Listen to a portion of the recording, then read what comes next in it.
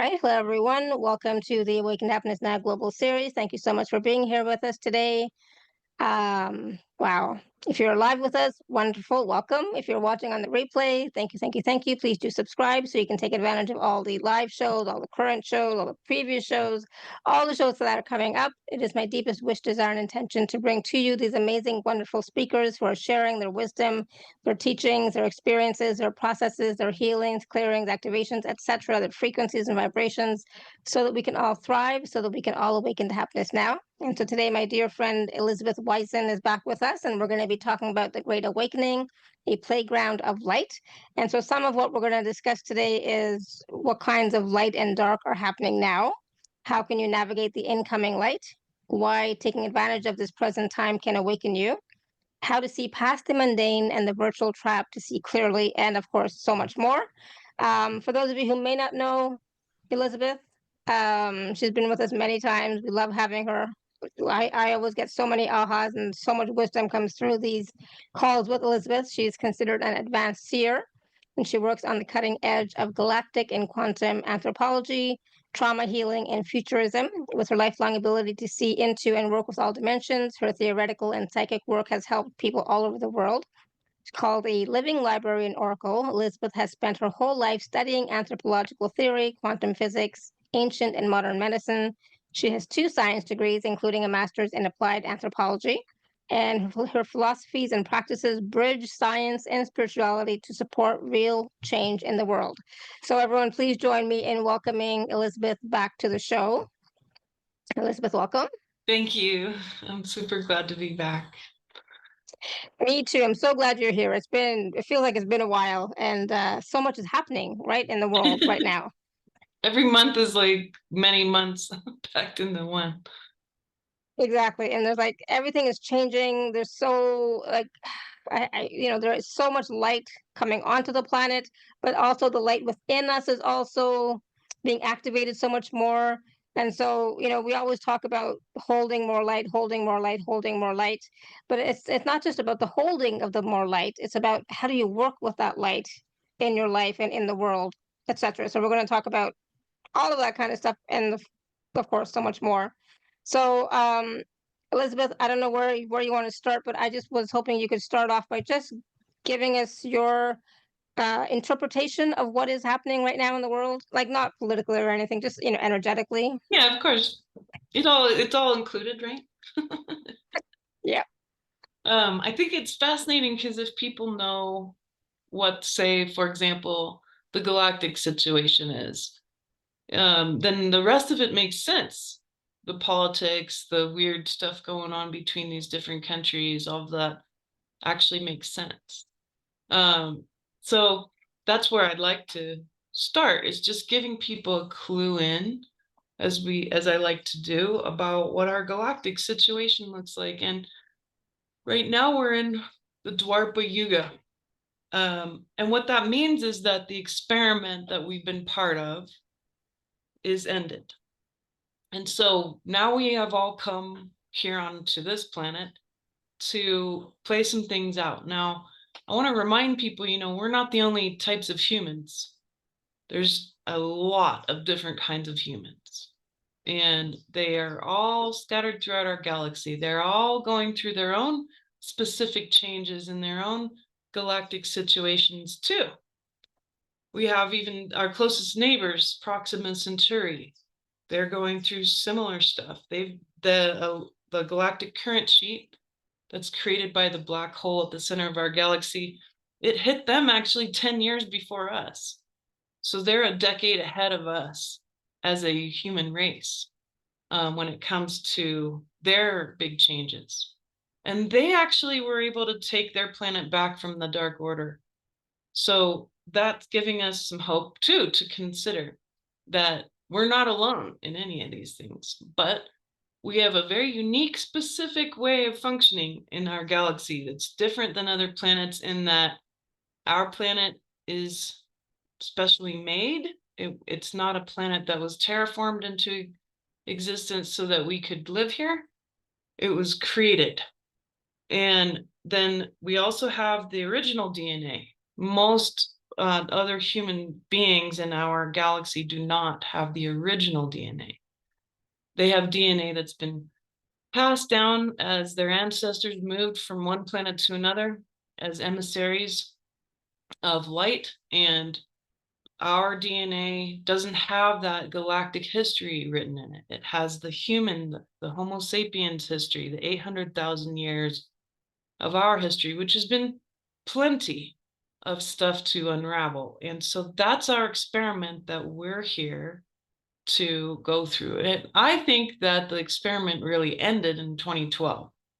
And then from there, now we've had, a little over about 13 years or so now to start to realize that we have to go through all of the dogma.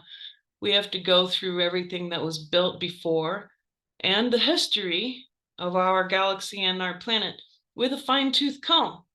It's our job to come together as 8 billion people and figure out exactly what we're going to keep for the future. So at the moment, we're not actually part of an experiment anymore. We are the controllers. We're the cleanup crew. We're the transition team. We are the creators of the next phase. We get to decide what New Earth looks like. New Earth is not inevitable. A lot of people want to perceive it that way. It's not inevitable. It's absolutely 100% tied to how you're navigating your daily life now, moment by moment. So in this particular time, we're going through the breakdown of what was built in the past 12 to 24,000 years of the Kali Yuga. And the Kali Yuga is when we're cut off from the galactic light. So we didn't have a lot of this top-down galactic authority showing up. There wasn't an understanding of, hey, when the beings show up from space, it's not a bunch of gods, it's a different set of humans. And all of that's really obvious now. Like, it's the ancient astronaut theory and all these things.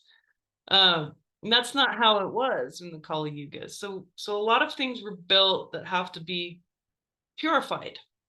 They have to be gone through in you. Now, what is that really going to take? Well, you're watching it happen. You don't really have to do anything. You have to be part of it. You have to be a gear. You have to exist. Your beingness is what counts in this matter.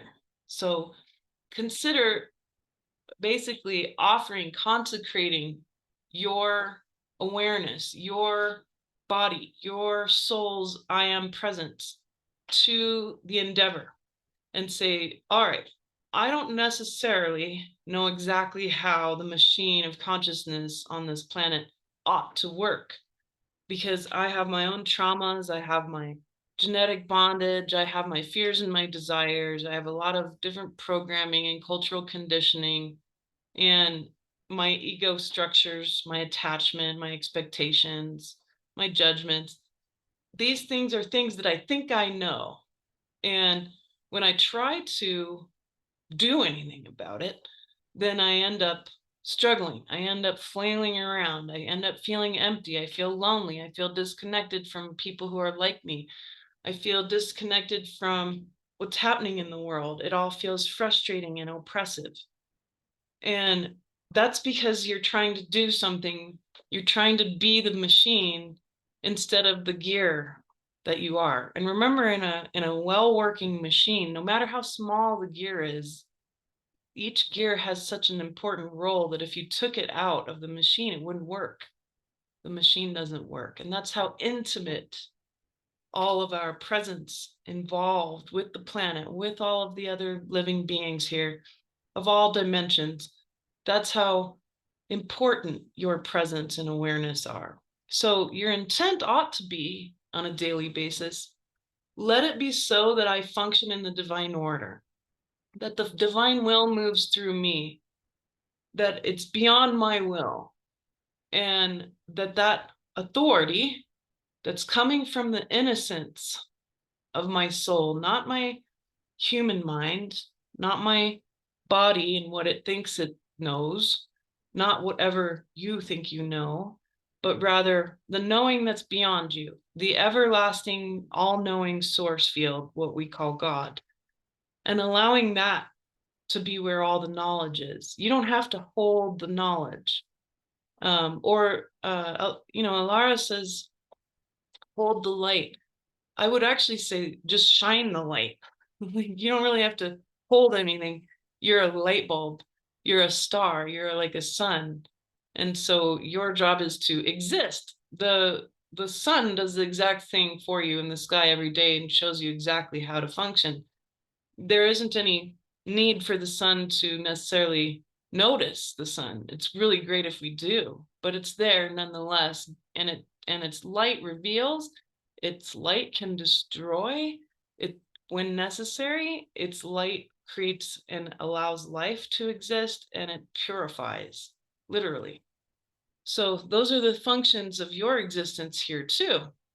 And I think that then if we look again at our galactic situation, the scientific situation, recently we're going through a shift. We're going through a pole shift, and we're in the center of the galactic current sheet, which comes around every 12,000 years and causes these pole shifts to happen. And they're magnetic pole shifts, and it creates a very dramatic change, a turning of the world, right? And recently, the United States just finally released its. They have a big, very excellent website where they're tracking the pole shift, and according to the data, it's probably going to happen a lot sooner than we thought.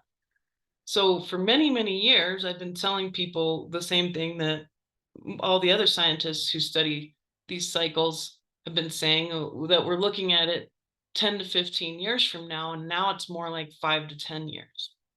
But that's the thing.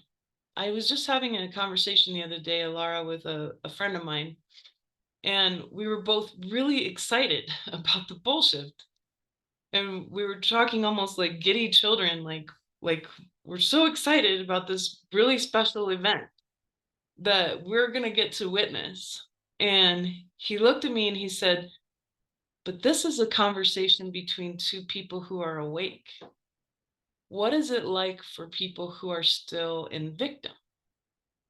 And see, that's the key word here.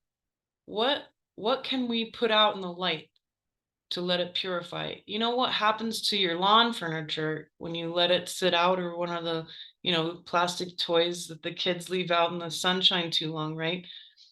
It literally gets bleached, right? And eventually it crumbles, it falls apart in the sun. The sun is so powerful that it just dissolves whatever's in front of it, unless it's built like DNA to receive the light and then create more light because of it. And you are that. So you're here to purify and be purified by this incoming light. And it's very literal. As the electromagnetic field disappears, it's going through that excursion, and then the poles will flip. We don't exactly know how big it will flip. It could be 180 degrees, could be 90, could be like 6 degrees. We have no clue. That's also very exciting. But you're here to take advantage of that. That all you have to do is exist in it, right? You're not going to become brittle, but all of the ego, all the stuff that is not built in love. And divine love is really hardcore. It's not soft and fluffy and sweet, and real unconditional love is really hardcore. So all that light that literally is coming from the sun that we haven't physically had access to in 12,000 years now is coming. But now we're also getting the light from the galaxy, which we haven't had in 24,000 years. And even then, you could say much longer, because the people before us had to go through a Dwapara Yuga too, as they came out of the Satya Yuga. And that last Satya Yuga is probably when Krishna was here, for example, who was a real person. These are real people. They're not just myths. So we're dealing with the next coming of the Satya Yuga, which is when all that galactic light is deeply available. It's when the magic comes back online. And so what you're witnessing now is the overruling of all human creations and all the creations of the Dark Order by natural law. Natural law is kicked in fully 100%, and we are here to receive that.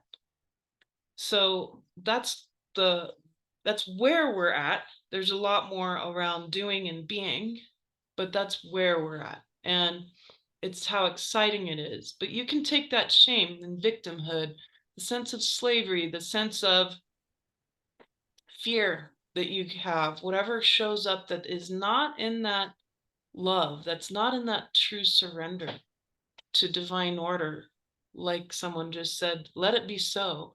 Repeat that. Yes, absolutely. It's a wonderful mantra. Let it be so. Let it be done. Let it be done through me and all the people around me. Let it be so.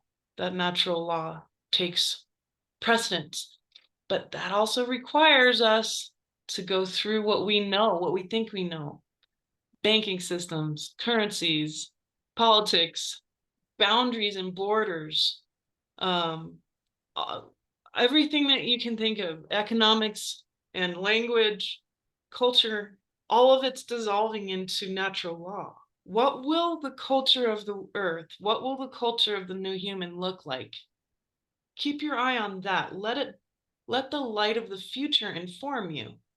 We can't see the future because we're being asked to allow it to be light. It's formless, and to inform us in the present. So keep that in mind. What will the culture and the new world of the new human look like? Will we have the same ways of working? Some of them, but it's up to us to bring them from the now into that healed resource of the future and let it be shifted in the light. And Jay's asking, how will we evolve? It's precisely with this actual physical light. It's physical. It's a different qualities. We don't even have necessarily names for it. It's measurable. We have now not just UVA and UVB coming through, it's UVC.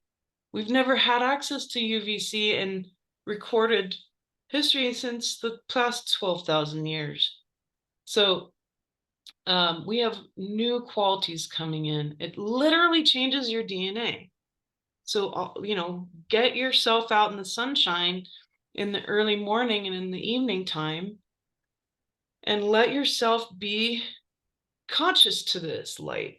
I moved to a very tall mountain in Ecuador on purpose for this. Sarah's worried about sunscreen. If you use the morning and the evening light, then you don't have to worry about that. It's midday that sunscreen is most necessary. And that's because those UV lights are very damaging to the DNA. The healed energies of the plants and animals around us know how to use it. But for us, our bodies need that far infrared, which is earlier and later in the day. And then that nourishes and changes you, but you still get the qualities you need from these new kinds of light. Again, they're not ones we have names for yet, but there's a huge difference happening mentally and physically to people as they're being exposed to this. You know that because all of you are aware of what's going on and watching the people around you change and yourself change, right? So that's part of what we're going through. But does that all make sense so far, Laura? Yeah, absolutely. And it's exciting that we are in this time where we are receiving so much more light and information to inform us, even though we may not understand it, but it is still making a change within ourselves, within our DNA. And if we're willing to actually be present and observe, we can start to receive even more information. But I think my question also is around, many of us who are aware, we can connect to this, we can understand this a little bit, but the people that are not, it's like, how can we, other than just by us shining our light to doing our thing, whatever we're doing, um, using divine will the best we can. Is there anything else we can do to assist all those other folks, including our family members, right? Um, to help them evolve as well?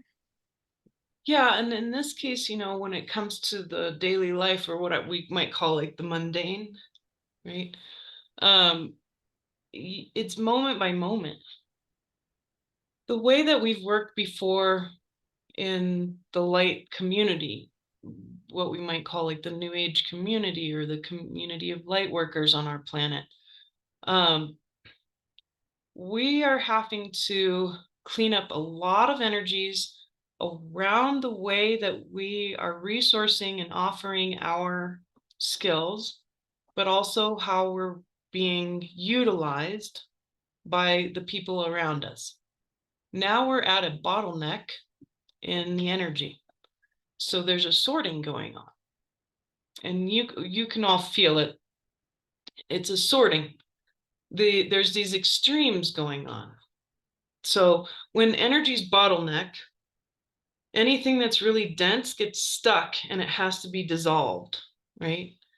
And so you'll see these extreme evils being revealed right now, right? And when it comes to war, politics, the revealing of the dark order in the music industry, in the film industry, the revealing of the dark order at all levels of the military and all over the world, all levels of politics, the money, all of it, right? It's pretty extraordinary.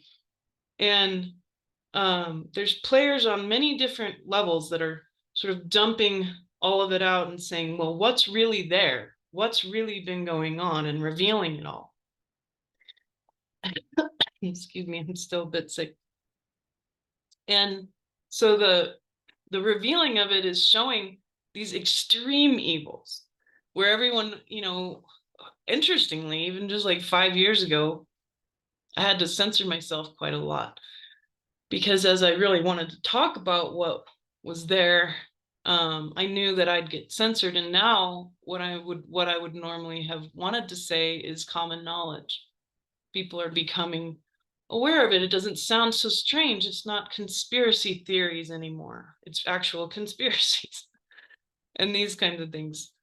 So the revealing during this time of bottlenecking of extreme evils, extreme perversions, all based in the weaponization of shame and the weaponization of fear, which creates slavery and it creates scarcity. So you'll do anything in order to get your needs met.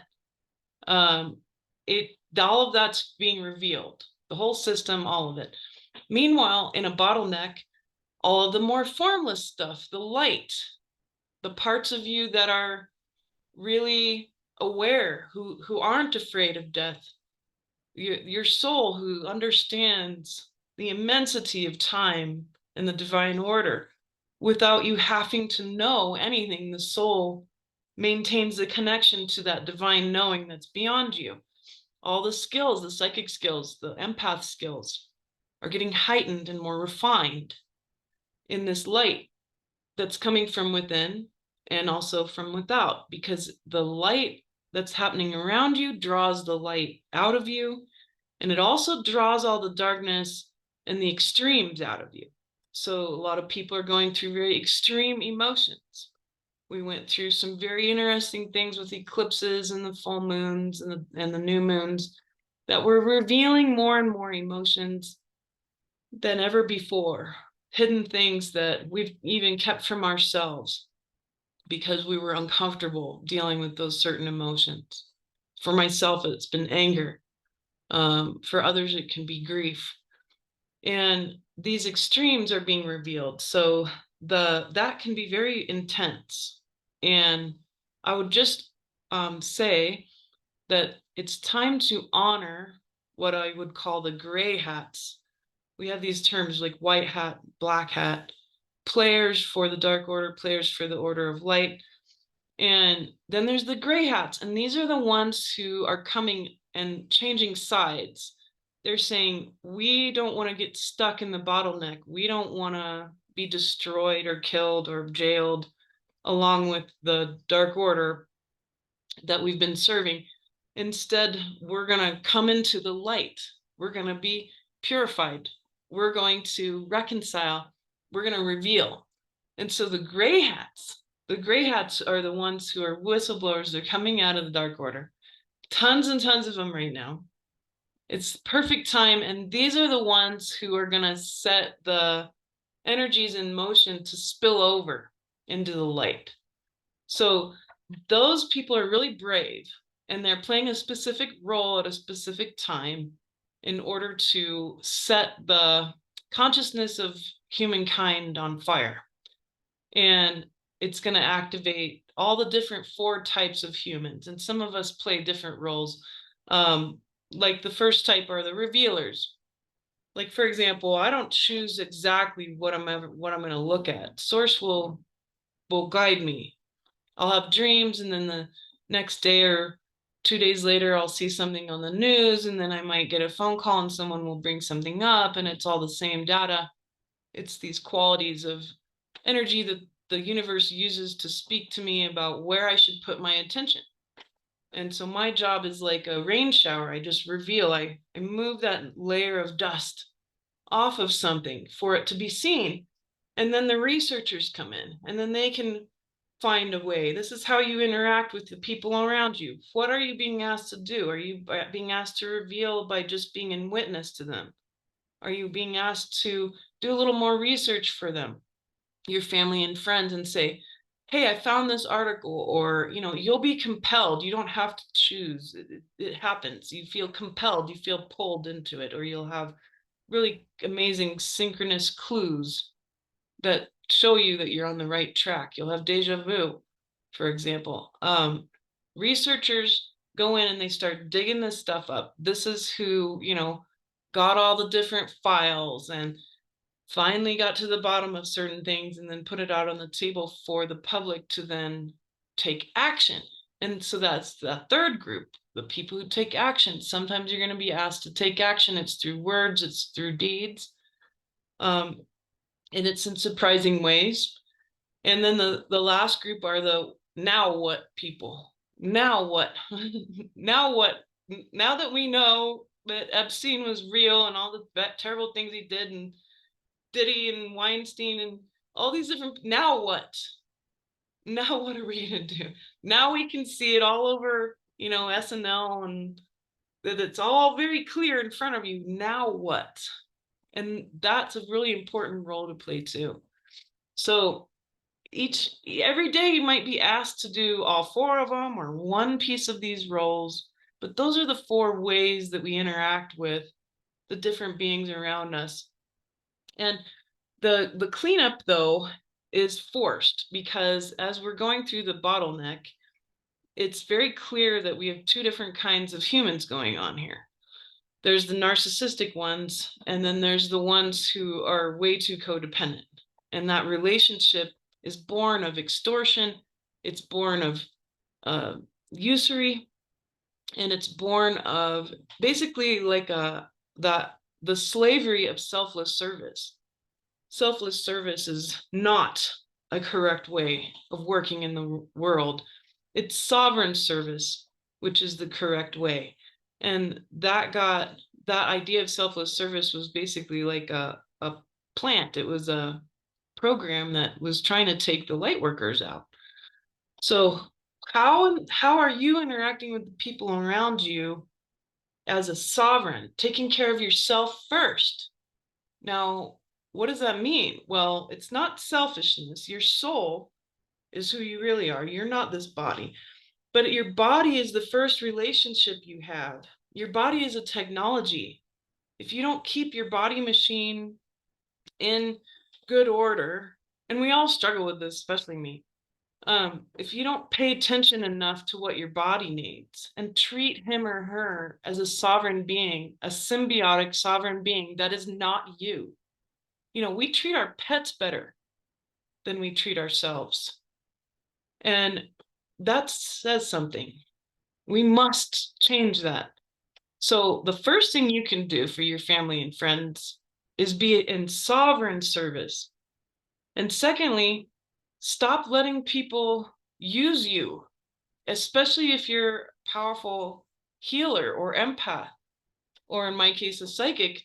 It's really easy to have relationships where you play out the the breadcrumbs that you get back by being useful, right? As a child, I was very useful to my, it's handy to have a super psychic kid because they'll do anything for your love, right? And it's not like people necessarily do these things in awareness. That's actually the problem, is they're not aware that they're using you, right? And we might have clients that come back and never do the work, right? They want you to do the work for them. You're going to have to put a big boundary up. And if they won't continue to do the work, then you have to let them go, because you're actually feeding into their karmic battle by continuing to let them pay you and use you to do what they want you to do, instead of them doing the work and using the tools you give them.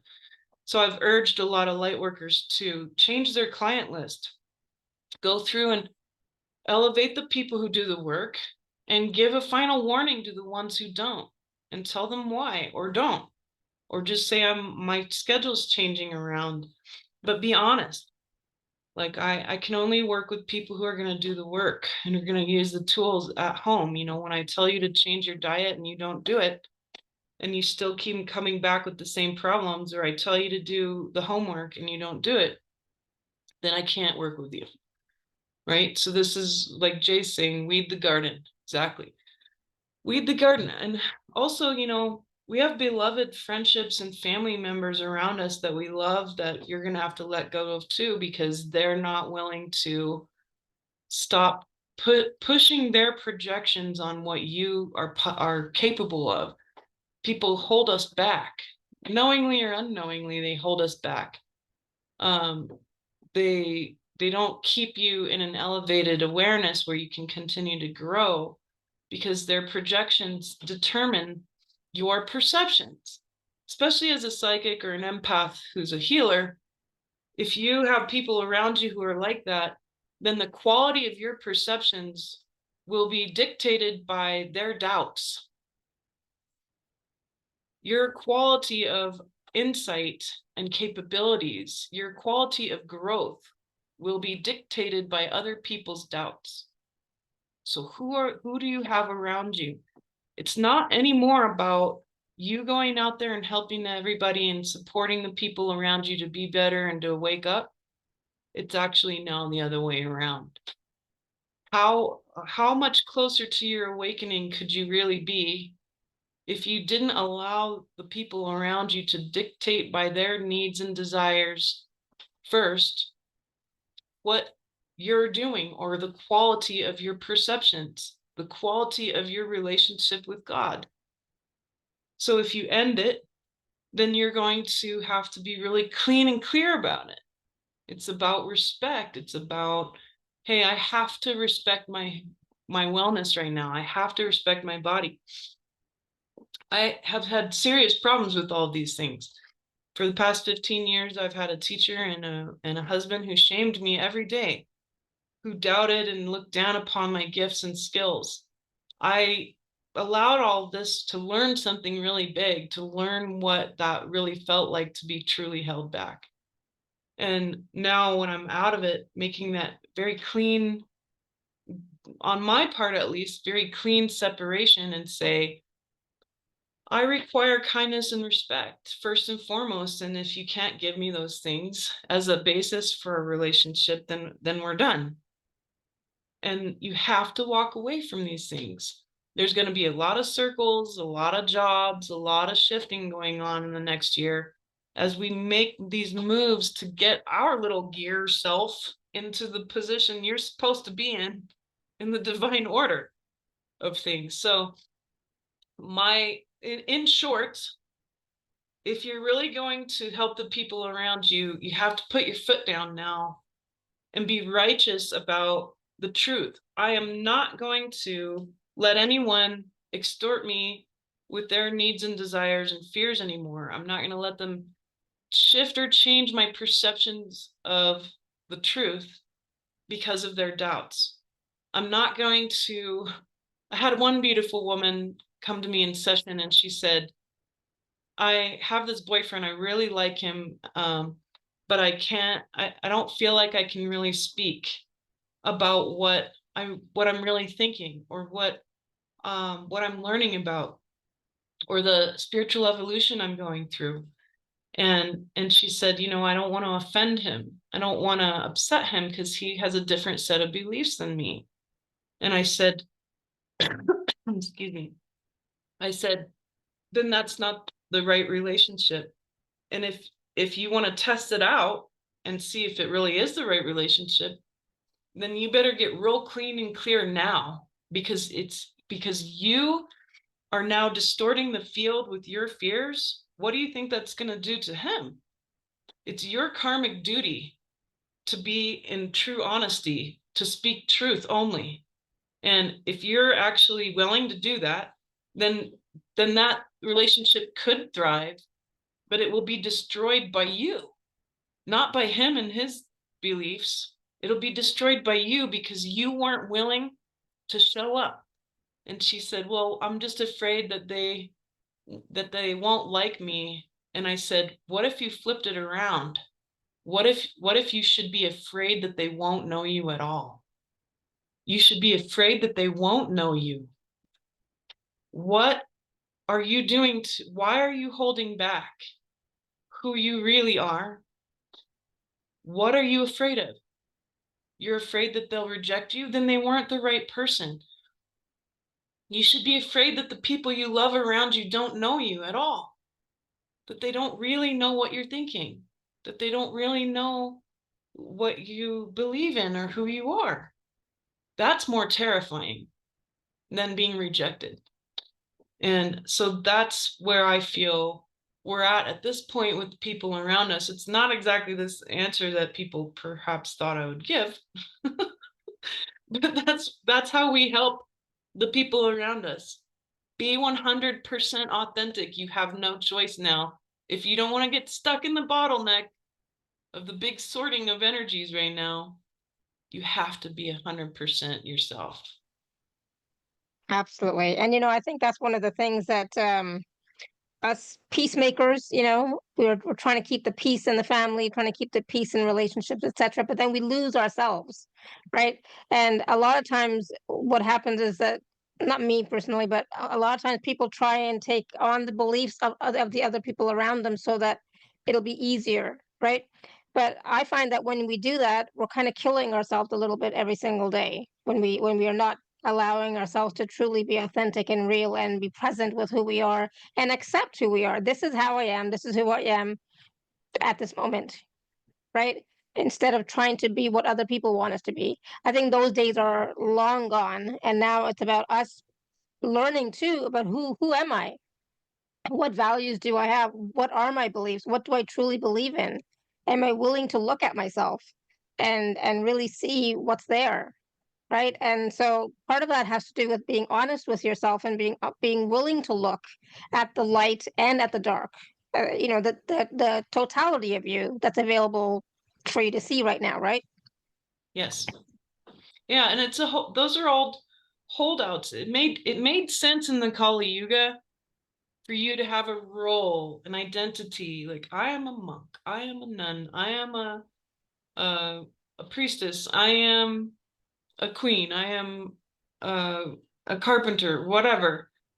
It made sense to have an identity during those times, because if you were out and about in the world at large, there were structures that you had to work in, and they were built during that time. So it was very important to maintain an identity that fit it within those structures. And it got obviously way out of hand. It turned into the holy cow matrix that we have been watching fall apart now.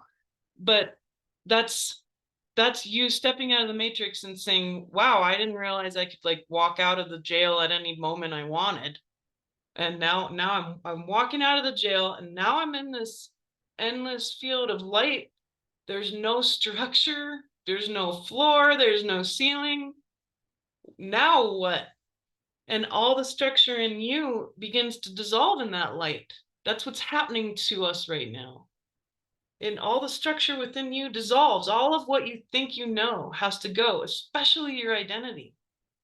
The idea that you are the body named whatever, that's the first thing you have to relinquish.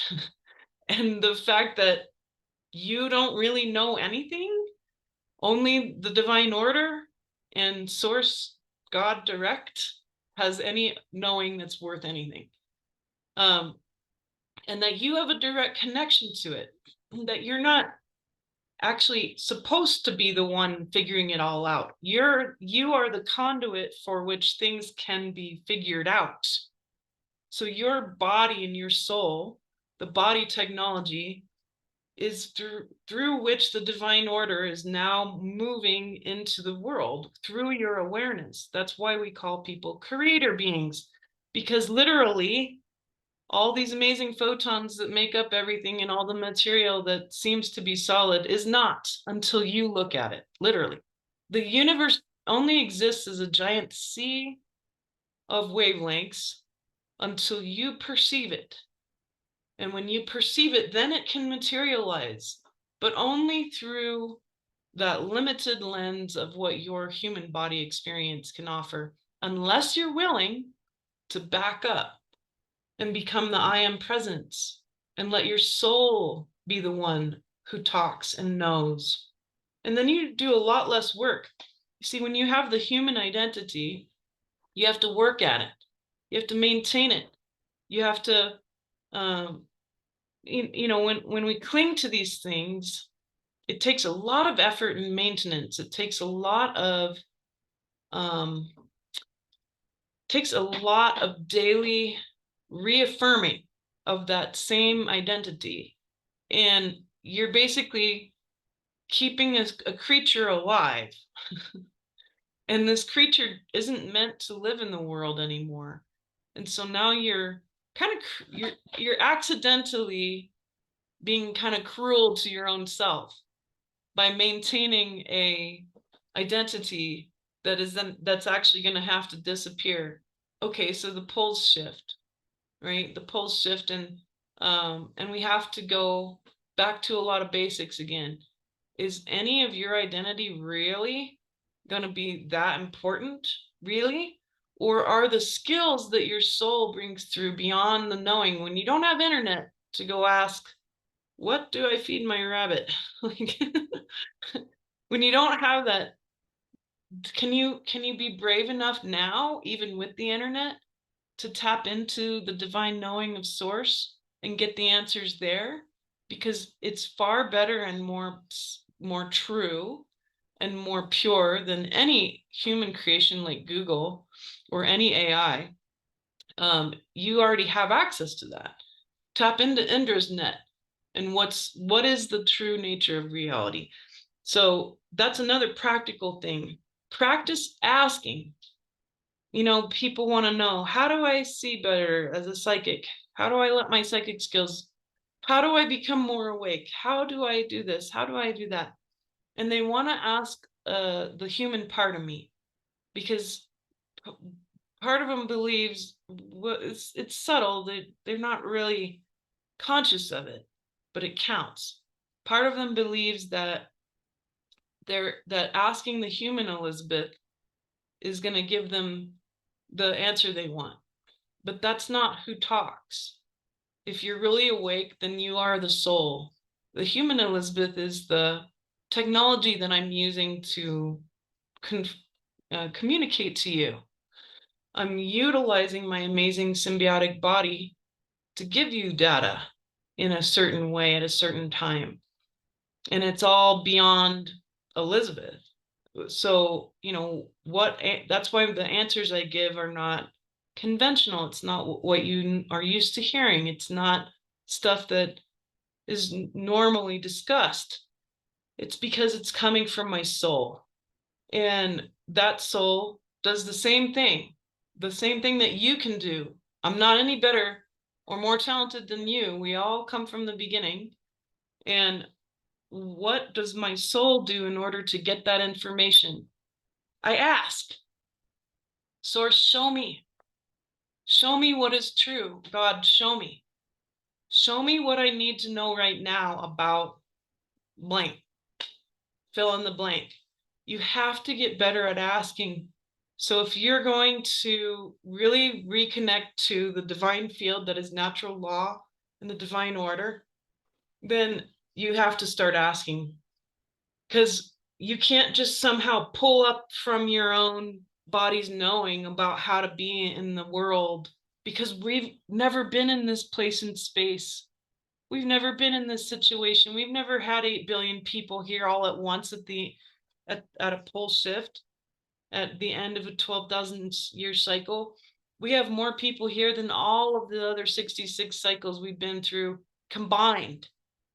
So there is no knowing that's going to count from the Akashic record. There's no knowing from your past lives here on Earth that's going to help you. It's in the now. It's only Source. It's only God who can help you. So you have to ask, and you have to be willing to receive the answers. And they're not going to be at all what you think, because your human self doesn't know. We don't know. You have to relinquish your knowing. And then you get really good at asking, Source, show me what I need to do. Like I said to Source, I said, show me what I need to do. What should I be offering people right now? And I had these very profound dreams where I was shown that people really need to get the basics of communication back in order, because we don't communicate to each other properly. That all the light workers need more help with business, right? So even if it's ahead of its time, even if it's something that no one signs up for, I might create it on my website anyway, because then I put it into the field. I've created a seed, right? An offering into the field that will help that will elevate, whether anybody uses it or not, whether I end up teaching it or not. By just creating it in the 3D, even like a web page or something, it creates something that then elevates the people in our awareness. Someone wants to know about telepathy. Well, we already have telepathy. You're already psychic. The idea that somehow we have to wait for this, you don't have to wait. You have all your superpowers intact. What you do is ask, Source, help me to experience the true nature of telepathy. And then wait and be patient. In divine timing, you'll have your telepathic experiences. And you do it all the time and you don't even realize it. And then Source will reveal it to you. Exactly how you are going to be able to understand it in exactly the way that's necessary for you, right? And the messages I share are not terribly unique. It's that it's coming from a certain voice. And my voice, it hits certain people that need to hear it from me. But same with you. Your voice is here to reach out to certain people who are only going to best hear it from you, not me, right?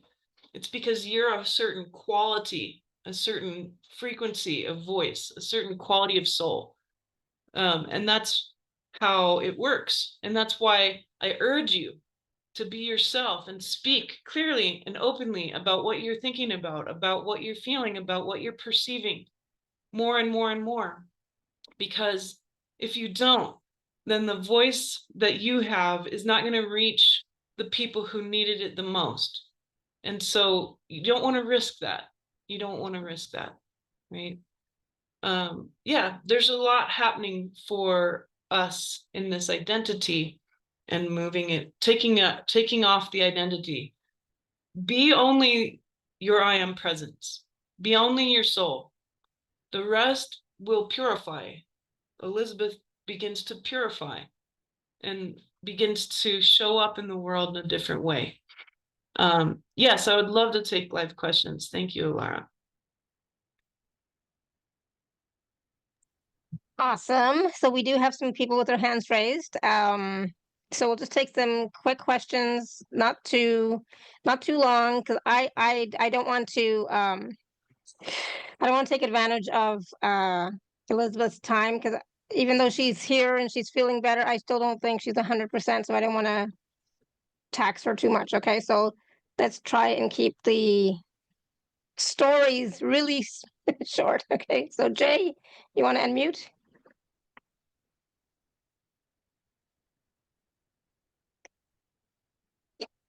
Jay, sorry, my throat is going. Jay, are you there? If not, we'll go to Sarah. Sarah, go ahead. We'll come back to Jay. Oh, there he is. Go ahead, Jay. I was tapping unmute and it wouldn't unmute. I had an identity as a kid as a victim, and I had a realization. It's like that's what I had to do to fit in. So, I mean, this is over half a century that I've had that. Yeah. So it's interesting that I had to do that, and I know that I've been a victim, but it was just an awakening, a new perspective on it for me, which was interesting. So, yeah, just Well, I have a method to help bring this sort of full circle for you, right? And the method is very beautiful. And what I do is I ask God to show me the linchpin, the moment where I need to reach out to my younger self. And so you'll see yourself at a certain age when you do this practice, and you'll say, okay, so maybe it's like 5, right? And it can be any age, and there's different linchpins, but you're asking for the most important one. And you say, show me myself, and you then ask, well, what is he wearing? Because you want your brain to differentiate between you and the version of yourself you're perceiving. And because they're wearing something different than you're wearing now. And then you don't need to know, this is really important, because now we know a lot more about PTSD, and you don't really need to know exactly what happened to you. What you need to know is what they need. So you reach out to him and you say, hey, little me, would you come and talk to me? And usually he will, right? And then the little you will come and talk to you, and you just ask, hey, what do you need right now? And just let him speak. And he'll give you a list of things that he really needs. And then the cool part, this is how beautiful this healing can be, is that you take him to go experience that, to get his needs met.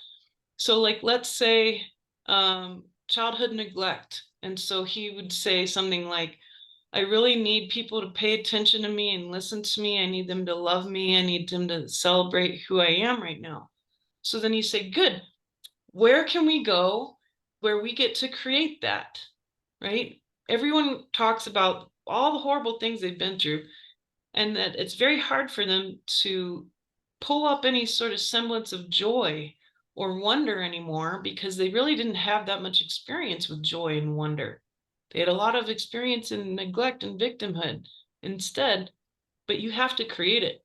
So you take him and you say, well, where do you want to go? And this is, it could be anywhere, right? It could be on a different planet. It could be on a spaceship. It could be in a beautiful wooded area with a cabin and a whole bunch of friends and some really wonderful new parents. Maybe it's the enlightened version of your parents. Maybe it's the divine mother and the divine father. And you let them show up, and you let that little boy experience what you didn't get to experience, and you're there with him reparenting yourself. So that's really powerful. And I even do it for parts of my adult self. I have had to do it with parts of myself even this past year. So or like myself as I gave birth to my daughter, and there was trauma there, and so I went and I took her out of that situation, and I recreated the whole birth experience. And so your brain doesn't know the difference between these fourth dimensional experiences that you're creating and the actual thing. So what ends up coming in is the other side of the polarity, where your little boy didn't have to do that. He did. He had to.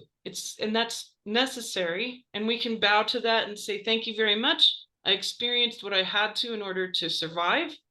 That was a huge blessing. But what about the other side of the polarity, where I feel empowered, where I feel loved and supported? I want to experience that too. And I can't be 5 again, but I can go help my 5-year-old because he's still there in time. He still exists. So you go and you actually interact with him and you create a new scenario and you pop your 5-year-old into it and you get to watch him get a completely recreated experience. And then it changes everything inside of you. And the traumas don't continue to come and wreak havoc with your mind anymore. Eventually you'll have a quiet mind, and the goal being presence, to be present. Because when we go through victim experiences like you had to go through, Jay, then you end up becoming very, very naturally paranoid, and you have a lot of expectations, and especially for the masculine, a sense of feeling jaded, and that can distort everything, and then you miss out on the presence, the real present, and all the amazing things that are going on because you've got that set of lenses that you're looking through. This heals the lenses so you can begin to be more and more actively present, and the parts of you that need your attention, because once you do it with one part of yourself, then the rest of you is going to be like, oh my gosh, I want some of that. If you do, like, it only takes like 10-15 minutes. If you do, maybe, even, hey, one a day, one part of yourself a day, you'll be amazed in a few months how much more 100% present and aware and how quiet your mind is.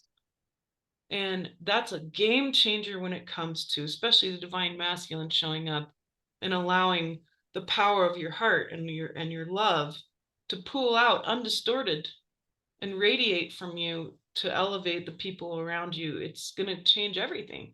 And it physically changes you as well. It can heal your body very intensely. So try it. Try that method. I've been doing an ineffective version of what you talked about. I've been for maybe 2 years writing about my childhood, being a scapegoat in a family of hatred is the title. Yeah. So, but it's not. That's a good start though, because at least you're aware. The problem is that we can accidentally re-traumatize ourselves by going back and remembering all the horrible things that happened. And right. In this case, my argument is, having done a lot of work with people around, and that's the main bulk of the work I do, is helping people through trauma. You don't have to relive it. Now you got to rewrite it. And so get a new notebook and title it The Adventures of Little J.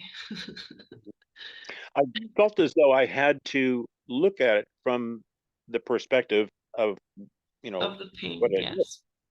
You did. I have not been honoring the process, not just of the childhood, but of the present day chaos. Could you speak to that? Well, you'll be process. shocked as you recreate the other side of the polarity for the inner part of you.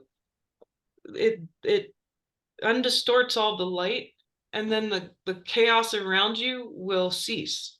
You see, you are literally the creator, but you're not aware of the lenses you're wearing, and I call it the Batman sign for jerks and assholes.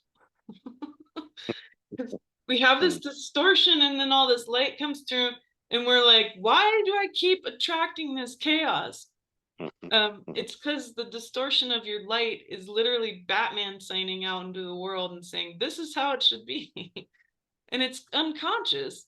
So you change this, and then you experience the other side of the polarity, the joy of little J getting to go and be elevated and loved, and all of the wonderful things that he deserves.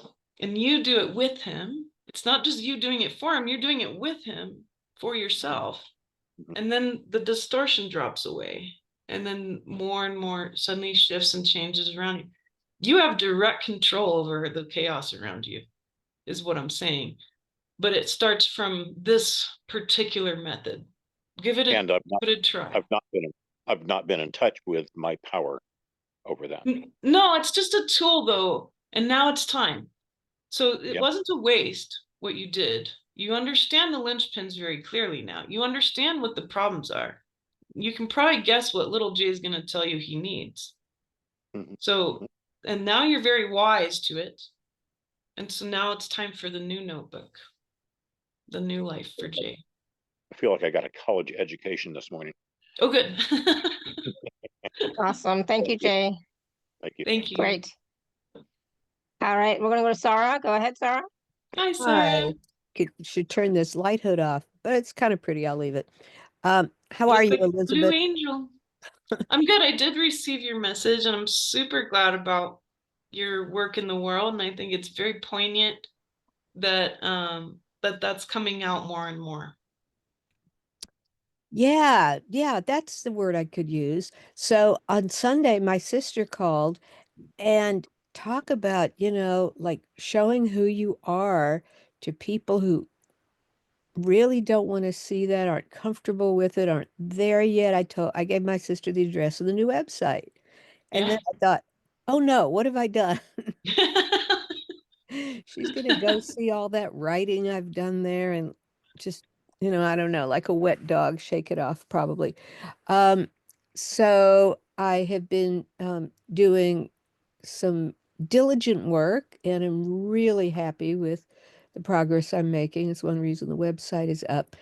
And also did an activation with Susan Kennard this morning where I felt like all these ropes that are holding me back from shining the light, saying the words, being there more, but I'm also wishing for blessings that those who need the healing and the insight that I provide to come to me because I was just counting up. I've been kicked out of several groups when the leader couldn't handle, what I was saying and various things and just laughing, not not feeling a victim anymore, just laughing and at the education that has come with that and feeling really happy about now it's time to do the work on the way home from one of the the rally I went to on Saturday. There was a woman who was so distraught and so upset, and I just gave her the vision of everything being fine and us coming out of this bottleneck. And and that felt really good. And she left saying, I hope you're right. And I said, well, why don't you just picture that I'm right? and maybe you'll feel better. So what I would like to ask for is an insight into more of an activation that I could do, or perhaps homework. Yeah, I got you. And maybe a blessing for all of us, or building of a light pillar together. Oh, that's nice. I'm not sure we have time to do that today, but I can certainly at the end offer a blessing. For you, Sarah, as you're becoming more and more formless, what I see is specifically around asking. The homework would be to be diligent and almost like a mantra, and ask, please help me to align with the original blueprint of the universe, not just the earth, not just myself, not just humanity, but the universe, because there is a powerful light of the universe from the beginning. And that light is something that we don't get a lot of access to very often, but it's here, it's everywhere. Perhaps it's in the form of neutrinos that actually move through everything all the time and are unbothered by any sort of material. They can move through lead and planets and human bodies, and they just bebop along in their perfect form, move through everything all the time. And so tap into that and say, God, help me align to the original blueprint of the universe, beyond all of the humanness, beyond all of even the idea of a soul, beyond the galaxies, beyond the movements, the great grand movements of this universe, what was the intention at the beginning? And let that settle in your body. Because that intention has never changed. That it's the grand word of God that created all things. And the word of God that created all things is the I am. It's the perfect existence. It's just the nature of existence. So I think that it's measurable. I think it's real. I think it can be perceived. And I think that it's a source of great superpowers that haven't been around in a long time. That blue light, it's a very bright blue light, kind of like the light you had above your head. It's not ultraviolet, it's a different quality. It's But like the butterfly in the box behind you. yeah, it's From the exactly like second that. you said it, I've been looking at that. Yeah.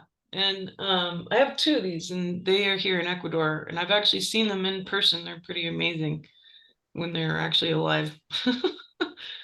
But yeah, it's that same quality, and it's something deep and original. So origins, getting to the bottom of things, allowing the beginning to inform the now. That feels really special as a sort of mental spiritual homework that would open up a whole other way of doing things, activations, ideas that come through you on behalf of source for everyone. So play with that. That's very clear to me. Wonderful. And the reason I asked the question about the sunscreen was I find myself resistant to putting it on.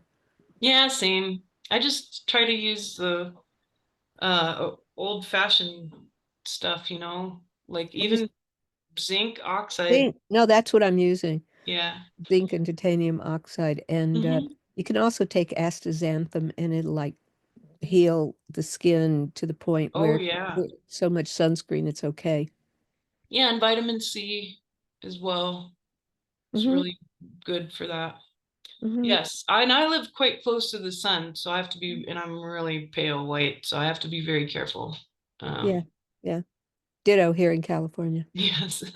Thank you, Sarah. I love you very Okay, much. so nice to see you. You Bye. too. Awesome. Thank you, Sarah. All right, we're going to go to Caroline.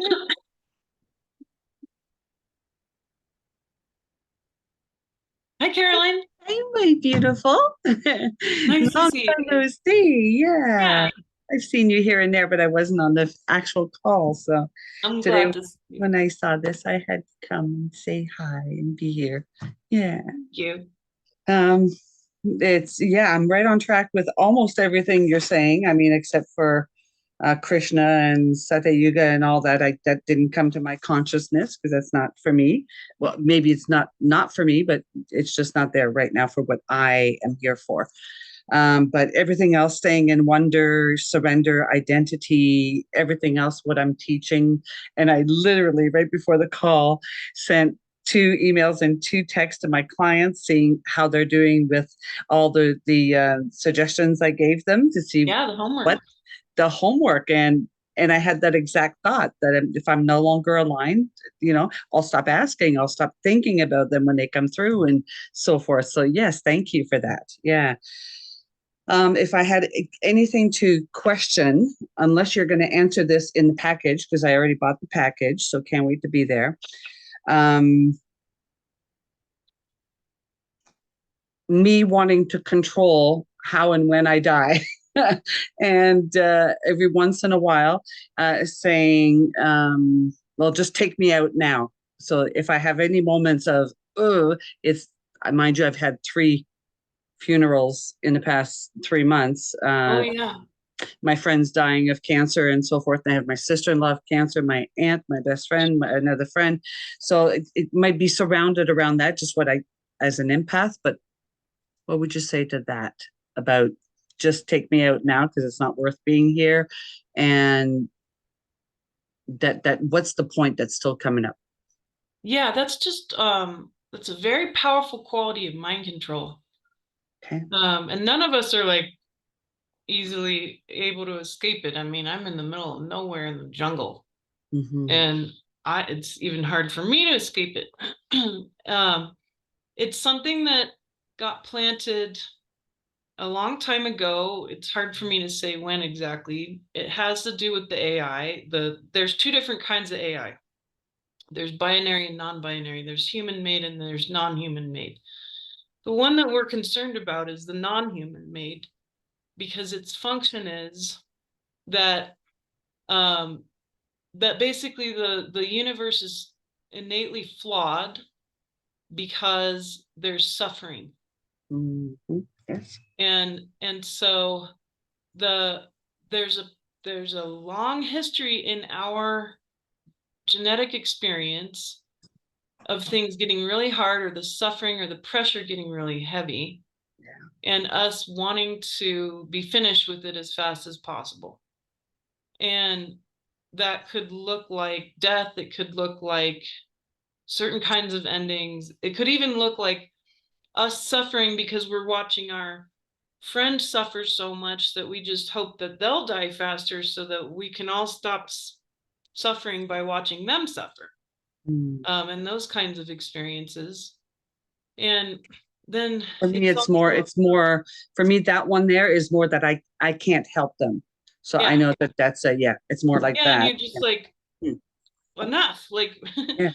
And then there's these fallacies or traps in consciousness too. Like one of them is, why would God let bad things happen to good people? Yes. Big trap. And there's all these different pieces. And so the cure-all, there's a cure-all. It's not easy, but the cure-all is to value suffering more than anything in your entire life. To understand that it's pure gold. It's heavy, it's dense because it's valuable. It's packed full of power and energy. And that what you have to do with it, it's not necessarily that, oh, you're not going to experience it. It's that you have to work with natural law. So in natural law, there's a banking system of energy. And in natural law, we sign up to go through specific qualities of suffering because those are the qualities that our soul wants to learn the most from. And so we'll go through like what you're talking about, and it's specific and unique to you, the quality. And so your currency in your human experience is your suffering. So what do you do with it?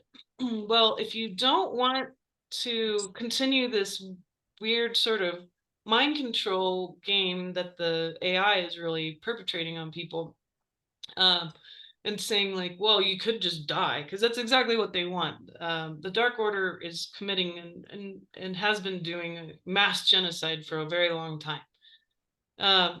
And surprisingly, we're way more resilient than they ever give us credit for. And that's usually their fatal mistake, is that they don't realize just how resilient we are. Yeah. So the point being is that if you offer it up and you say, me as Caroline or me as Elizabeth, I can't do anything anymore with this. Like, I've learned as much as I can from this, and now I'm so over it that it's causing me to like want to give up. And instead of giving yourself up or your life, and if you really want a conscious death, then this is what you'll continue to do, is this. You'll take it and you'll give it away. And you'll say, here, take this as payment. Now, this means that you're mind-blowingly wealthy, because you have 800,000 years of your own ancestors' savings accounts of suffering, of all sorts of suffering. And you have your own, and you inherited it. You are mind-blowingly wealthy. So if you're willing to spend it every day, you can be like, well, yeah, I'll give you an example. The other day, I fell into a pit of despair. And this despair was coming from my lineage.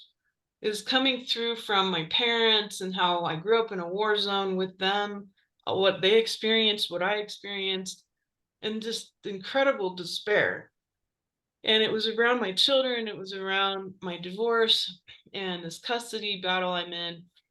And I just fell into this pit of despair, and I could feel this huge demonic entity come into my house, and it's standing over me, feeding off the despair. And so I'm like, all right, I gotta walk my talk here. And I said, well, you know, I'm not afraid of this demon, because the demon's just coming to get what belongs to him. This is his energy, you know. And so the ants don't come into your kitchen, the cockroaches don't come unless you have crumbs available for them to eat. And when they're all gone, they disappear. Same with demons, is no different. And so I said, Source God, take this despair. And I got on my knees and I handed it up, and I said, turn it into blessings for my daughters. So you get to choose how you pay it forward. In this case, I particularly paid it forward to my kids. There's been times when I was really angry. And so I said, Source, take this anger and please use it for blessings to all the crazy ex-husbands in the whole world, please. Like, or like all the people who are suffering at war, please take this horrible memory that I've got and the suffering that I have, take it, pay it forward to everyone who's experiencing the suffering of war right now, right? And it was instantaneous. It lifted out of me. I was freed. The demon got bored real quick and left. And then the next day, for the first time, my daughter called me. She's 10. And for the first time, she called me freely just to chat. And she hadn't ever done that before. And I could feel the difference. And since then, my relationship with my children has healed. So this is what's possible. Pay everything forward. Every time that checking out energy comes in to your mind, recognize it's simply a tendril from this darkness that wants to keep pushing that button and feed off of your frustration. And just be like, all right, you know, obviously, thank you very much, demonic forces, for pointing this out to me. Thank you, cockroaches and ants, for showing me all the crumbs on my floor. And now, God, take it from me and offer it directly up, and then pay it forward.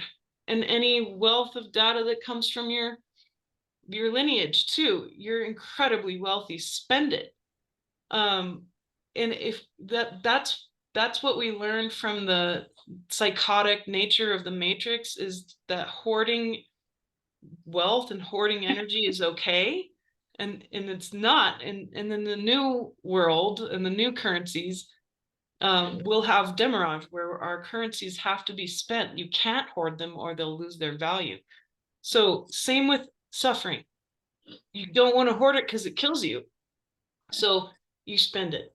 Spend it, and you'll be free of this. And conscious death is exactly that. It's you being fully awake and being 100% conscious that you are not your body, and acting and continuing to act as you do, as the soul in charge. And when the time comes, that beautiful love affair with your body will end, and it will be a perfect, utterly gorgeous timing. I've seen it. I know it's possible. And I know that all of us on this call, 100%, just like we're all psychic, we're all 100% capable of conscious death too. So that's how I see it. Try it that way. Wow. Wow. Wow. I love you so much. I love you too. Thank you. You're welcome. And I'm so proud for you. Yeah. Know that the losses have been great. Same here, a lot of losses going on around me. But remember, people are leaving to help. Some people are able to help better outside their human form. And the way you said that too, I didn't even have to ask because the way you responded to everything gave me so many clues as to, oh, that's why, that's why, that's why. And my best friend, she was a hoarder, and Ah, it took me a month and a half to clean up her apartment to oh my give goodness. stuff away because you literally couldn't walk through this one bedroom apartment. It was like very organized hoarding, and it like helped me release for her, but release for me as well. And like my house is so clean, every cupboard, every like I don't hoard, I don't, but it taught me such a beautiful releasing of everything, identity and everything lesson. So it was really beautiful, that whole process. So yeah. You inherited the suffering. She gave you wealth. Yes. Yeah. And so now go through mentally, go through what you witnessed as you went through the physical, go back through it mentally and say to your best friend, help me spend all of your suffering. What do you want me to spend it on? And you recreate your relationship with her on the other side. She'll guide you. Hey, remember that whole collection of animal statues I had in that one corner? I want you to spend the energy that I put in all that suffering in the material, spend the energy to help the animals. You can spend her wealth of suffering because of what you did for her cleaning out the apartment. Yeah. Beautiful. So beautiful. Good. Thank you. Thank you. Thank My you. pleasure. So much love. Thank you, Caroline. Yeah, that was really helpful. So thank you. Yeah. We're gonna go Lorraine. Lorraine, you want to unmute? Hi. Hi, Lorraine. Hi, Elizabeth. So glad to talk to you. Same. I first I just want to tell you how grateful I am to have learned your teachings on how to offer up suffering as a gift, as the I'm so consciousness glad. under pressure it is. It has made a huge difference in my life. I've talked to you a few times over the last 4 years. I left a 37-year marriage that was similar to the dynamic of yours. Yes. And it's been about a year and a half, done a lot of healing. And you spoke beautifully to where I am now, which is letting go of the past, your identity from the past, and that structureless place I'm in, Yes. which is scary but exhilarating because it's kind of empty and spacious. Yeah, And it's weird at first. it's weird and it's wonderful, but my question to you is, and I think I've done a lot of work in that, and I know I have, but I'm now starting the process of looking for employment, and I'm tender 67 years old, and there's even with all the work I've done, I'm finding old programming coming up, and Of course. not identity so much as doubts of ability or whatever. And you did remind me, of course, and I've been doing a better job, but I can do it a lot more, is asking the questions to the divine, to ask source for help and next steps, and discerning how I get those answers, because Yes. everyone's different, right? So I guess my question is, um, or if you have any pointers of how I want to navigate this differently, because in my old life, looking for work was like the most, like everybody, most stressful time, most Yes. unbelievably hard thing to do. And I never had the confidence before. And it brought up all my insecurities. So I don't want that to be the case now. I want to do it in the new earth way. Right. So this is where that first skill that I was talking about with Jay can make a huge difference for you. Think of it like all the different parts of yourself. Each year you had a new identity. I noticed, for example, that my daughter, she's 10 and she doesn't want to be 10.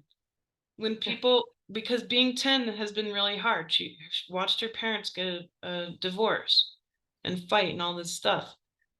And so when people ask her how old she is, she keeps telling them she's 11 and she's not. Right? And I keep telling her, like, sweetie, please try to enjoy being 10. Like, and just trying to help her do that. But you got to go back and ask God to show you maybe 3 or 4 linchpin moments where the younger you who was trying to get employed felt really traumatized and unsure, and where those doubts really got planted in those programs, right? Plus there's cultural conditioning about how to look for work, about your age and all these different things that are useless. But go back and just start with like four moments, maybe probably sometime in your early or late teens, early 20s, but keep going and let God show you and say, all right, younger me, what do you really need? Again, you don't really need to know what happened to them. What are they wearing? And then ask them to talk to you. What do you need? Younger Lorraine or whatever. And let her tell you exactly what she needs. And then go and create a totally different work experience. Right? I can think of a few bosses who were like horrible narcissists that I would love to go back and heal that experience. So I could certainly do that too. And I could go back and say, well, what did you really need? And then that part of me could tell me exactly what I needed without me having to relive the bad stuff, and then recreate the job experience. So what that'll do is it'll help you clean up your current resume in a different way, use different words, and it'll clean up the energies that you're coming into the workforce as it is now, so that it's not distorted. Remember, the Batman sign, it's made of these different linchpin pieces of our life experience. So if you're going out you want it to be a new way, then you're going to have to really go in and do that inner work for it to become a new way. And then here's the cool part. Then you're not carrying the Batman sign around where you're going to have problems with employment or recreate the same problems from the past, which is what usually happens. Instead, you'll not only have a completely new, refreshed way of being in the world, but then you have the happier, healed versions of you backing you up. You see, the healed versions of younger Lorraine and younger Jay and younger Elizabeth can actually be informants. They can give you information. They can give you new language. They can say, hey, in this happy space, in my happy job that I'm doing, and instead of the one that I experienced in the 3D over here, the one you created with me, I experience it this way. And so then all of those parts of you can inform you as you enter into the workforce again. And then there's really nothing more important than in-person connection. Plus, if you have a passion at this point at your age, do not necessarily assume that you're meant to go into the workforce doing what you did before with expertise that you have. You're far more versatile than that. And showing up to volunteer for things that you are passionate about can absolutely turn into real work, because then you become invaluable. And you can even end up creating your own position in the end, especially where you're at and energy-wise in your life, because you have so much wisdom to offer. So if it's undistorted by the trauma and the doubt, and you do that work first, then you're coming into it completely fresh. The next step is to say, well, what are you here for? Are you here for animals, humans, plants, the earth? Like what? Most people are not necessarily here for the humans. Many people will say, well, I'm here for the animals and I'm here for the earth. A lot of women will say that. Then I always say, yes, but animals suffering comes from the humans, right? So if you help the humans to be better, then the animals will do a lot better too. And then that inspires them to start working more with humans. But volunteering, consider volunteering as your job search, right? And it will turn into something quite beautiful on its own in that way. over and over again, I always got the right jobs at the right time in the right way because I kept just showing up to help. Because I loved what was happening, or I loved that particular group of people and what they were up to. And that's a good way to do it too. So also, do not search for work according to how much money you need. If you're searching for work and you're not creating your own job, then don't create a pathway where it's too narrow and you're saying, I have to make this much money. Because God might set you up in a little bit of a different way if you are more open. And you say, well, my time is incredibly valuable, and so I'm going to spend my time in a generous way by volunteering with these particular tasks or these particular needs of the people around me. And then what you've done is now you've created a generosity energy, and you've kicked into gear the abundance wheel. The abundance wheel cannot function without generosity. So if you're generous and volunteering, and you're not going out and about saying, well, I have to have a job that has this much money in it, blah, blah, blah, you're narrowing it down in ways that source can't work with you in a small box. Instead, you show up, you be generous to the things that you care about. Like I've always worked in soup kitchens, and even started one here, and did volunteering with animals, and volunteered for my local government, helping develop a new economic system. And all of those things created something more precious than money. It was reputation. And once you have reputation, you got plenty of work. It's not a problem. So that's how I would approach it, where you're at right now, Lorraine. Thank you. Those were all really good points. Especially not wanting to go into what your past experience was. I'm older. I have other passions. Yeah.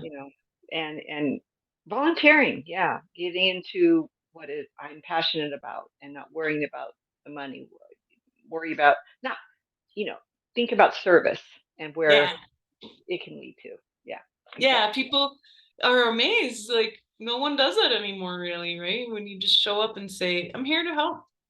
I don't really want anything from you. I just want an opportunity to serve right now, and I love what you're doing. How can I help? Can I sweep floors? Can I clean dishes? Can I serve plates of food to the poor? What do you need right now? Right. And just showing up. Just showing up. And my guiding principle through this, when I'm feeling good about it, is, I just want to love what I do and do what I love. And I'm not even talking about money. Yeah. And to serve. Mm-hmm. Ta-da! That's it. At this point in my Yes, life, then you I'm not instantly looking create for a your own totally value by being in generosity. right.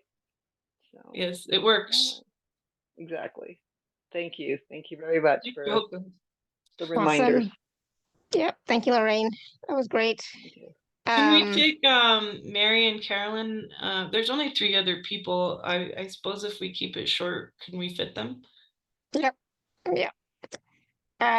So Carolyn, you want to go next? Carolyn WW. With very cool Yeah. glasses. You want to unmute? Otherwise, we'll go to Mary and we'll come back to Carolyn. All right, Mary, go ahead. Hi, Mary. Hi. Nice Hi. to you. And thank you, Alara, for this. This is just fabulous. You've probably answered my question already, Elizabeth, from the two women ago. I'm having trouble with martyrdom at the moment. Yeah.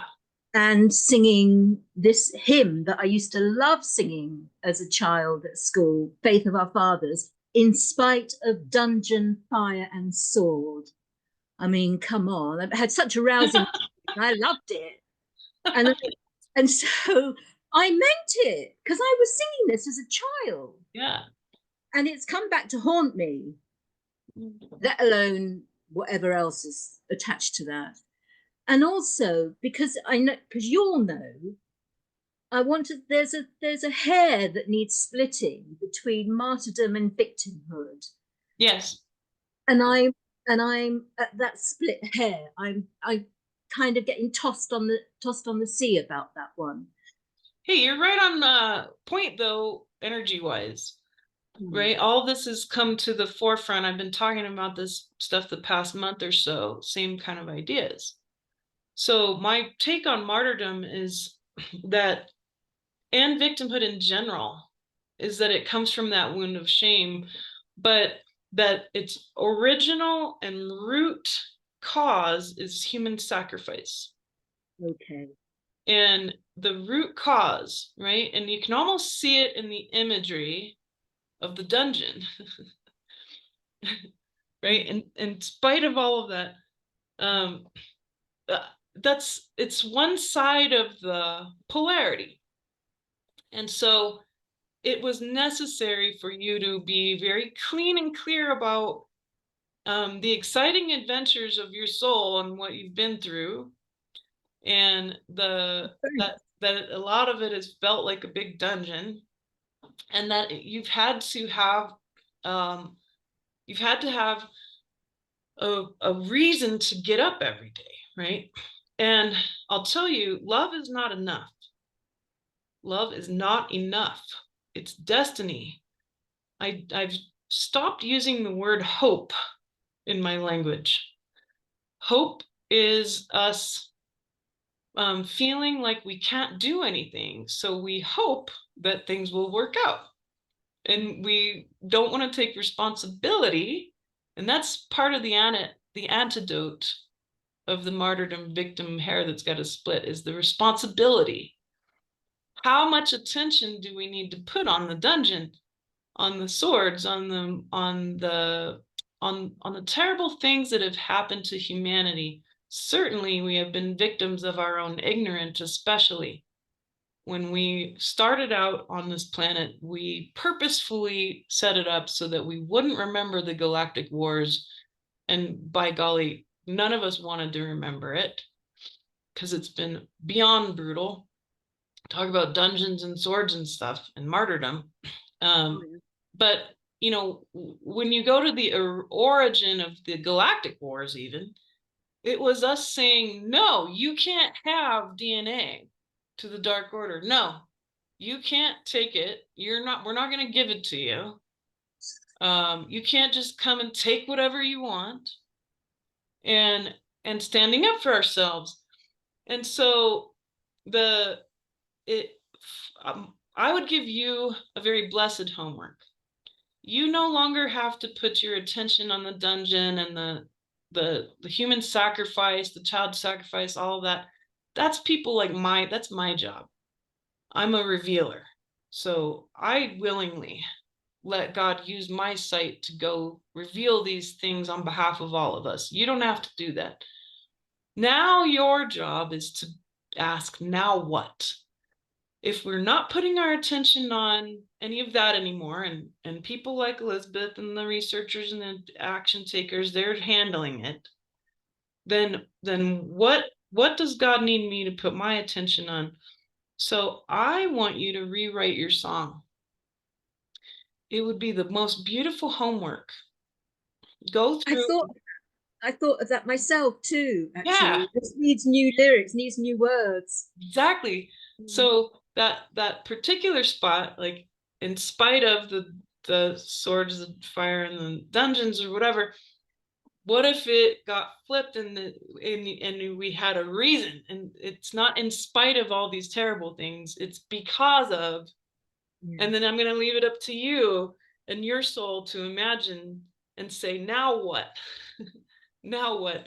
In the future, now what? And let God show you. You as Mary don't have to know. Let Source God show you. You'll be completely transformed. You'll step out of the fire and brimstone and the hell and heaven and angels and demons, 7th dimension, and into the light of the 8th dimension, where you can perceive all the qualities of light that God has used, all the dense stuff, all the light stuff, in order to create the most wonderful outcomes, which we are actually right now creating by continuing with people like you, dreaming up the future for us and saying, now what? And it's not going to be Mary who knows, God knows. And as you relinquish your will, let the song be rewritten through your soul's divine connection to the divine will. And as you do that, I think you'll get the energy shift inside of you that you were looking for, because martyrdom and victimhood have been real. That's true. But again, it's up to us to create the other side of that polarity. We know now enough about the dark. We don't need to know more. I've gotten, far enough, and it's not because of me. There's a bazillion people who are revealers. But I've gotten to the bottom of that rabbit hole, Mary, and I've been able to get through the other side. So I do know that it has an end. It has an end to it.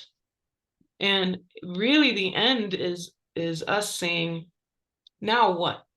Because we're not going to live in the dungeon anymore, and we're not going to allow ourselves to be sacrificed anymore. We don't have to live in shame anymore, because our suffering is actually gold and so valuable. That so beautiful. That's so beautiful, Elizabeth. Thank you for that, Jen. You're very welcome. So rewrite the song. I will, and I'll sing it to you. I'll send you. Oh, please do. I was going to ask. Please do. I will. All right, and thank you, Lara, again. All right. Awesome. Thank you, Mary. Thank you. Beautiful. Hi. All right. Hi. I finally figured out how to do this on my iPhone. Awesome. Oh my gosh. Awesome. Thank you. I've written so many notes down from today. I just want to thank you for all of them, because they all led me to being able to ask you this now, or to just describe this. I think I've been revealing for a long time in my world. I have a social work degree. I'm a smart cookie. I've gone through addiction. I've gone through the resolution through that. I'm, in service in every plane I can be. I've in hospitality. I'm doing service to CEOs of corporations, and the everyday person having a wonderful anniversary. So I'm doing service, like, with love, lots of connection to parents who bring their kids in, and we just share some kind of moments together. I have a couple of hours with people, and somehow people are lifted. And I've been doing it for over 35 years in this one company, and I'm very well loved in that company, to the point where they call me Mama, which means learned wise one in Swahili. We all are mamas, I'm pretty sure, on this call, and certainly you are as well. And Lara, thank you, and everybody who's shared. And I just want to ask, I'm in a relationship. I've been told I've had 5 lifetimes with this man, or in this person, this human. And we're at I'm always at a standstill, or I find myself drawing to standstill mode when I'm trying to connect spiritually, but he's a declared agnostic. At the same time, he's way more spiritual than he allows himself to be. He's just been highly traumatized, and there's many reasons for that. And so there's a lot of lack of trust and a lot of like blocks, but we've gone through I've been with him for over 30 years now. So we're at the mode where he knows I'm the light. He knows I bring light to places. He knows that he feels it. He describes it to me. He acknowledges me for it. He thanks me for lifting the space. So he knows what's happening. And at the same time, there's like modes where I'm just holding myself back from becoming the now what person, because I think that's exactly where I'm at, where I want to know now what, and be that now what. So I feel held back in going there, because I kind of feel stultified, but I don't want to release this relationship, because I think there's a lot of learning and love that's come through the challenges. So what's next? I mean, with this person, because you obviously have gone through this, or are going through it. And I completely love the gifts of challenge, the gifts of the suffering. I literally got angry today when someone was yelling at God again, yet one more time, saying, why, if it wasn't for God, this wouldn't have happened, and I just get pissed off, because it's like, we who have done this, and yes, we came in with in kind of, we didn't know, but at the same time, there's just so much blaming. And I'm so irritated with it, of people not taking responsibility for the choice that's around it. And here I am answering my own question, I think. I was going to say, I forgot what the question was now, but I'm sure I know Elizabeth the question is, now what? Now what with your relationship? Yeah, So thank you, love. Yes, yes. first, you want clarity. You didn't come to me for a nice, sweet, cozy anything. No. Right. And that's not my style. I'm nice, but I'm not cozy, and I won't placate you. You are describing a very subtle energy that you haven't caught. You believe that you're better than him. I feel you. Yep. Right? Yep. Mm-hmm. And if you're willing to give that up, yeah, and to give up all sense of feeling better than anyone. Yeah. Why? Because we're literally at the edge of a completely new place in space. The galaxy's in a new place. No living being in this galaxy has been in this position ever. We're in a completely new place on the Earth. We're all on the edge. We're all on the edge. There are no more gurus. There are no more grand teachers. There's nobody.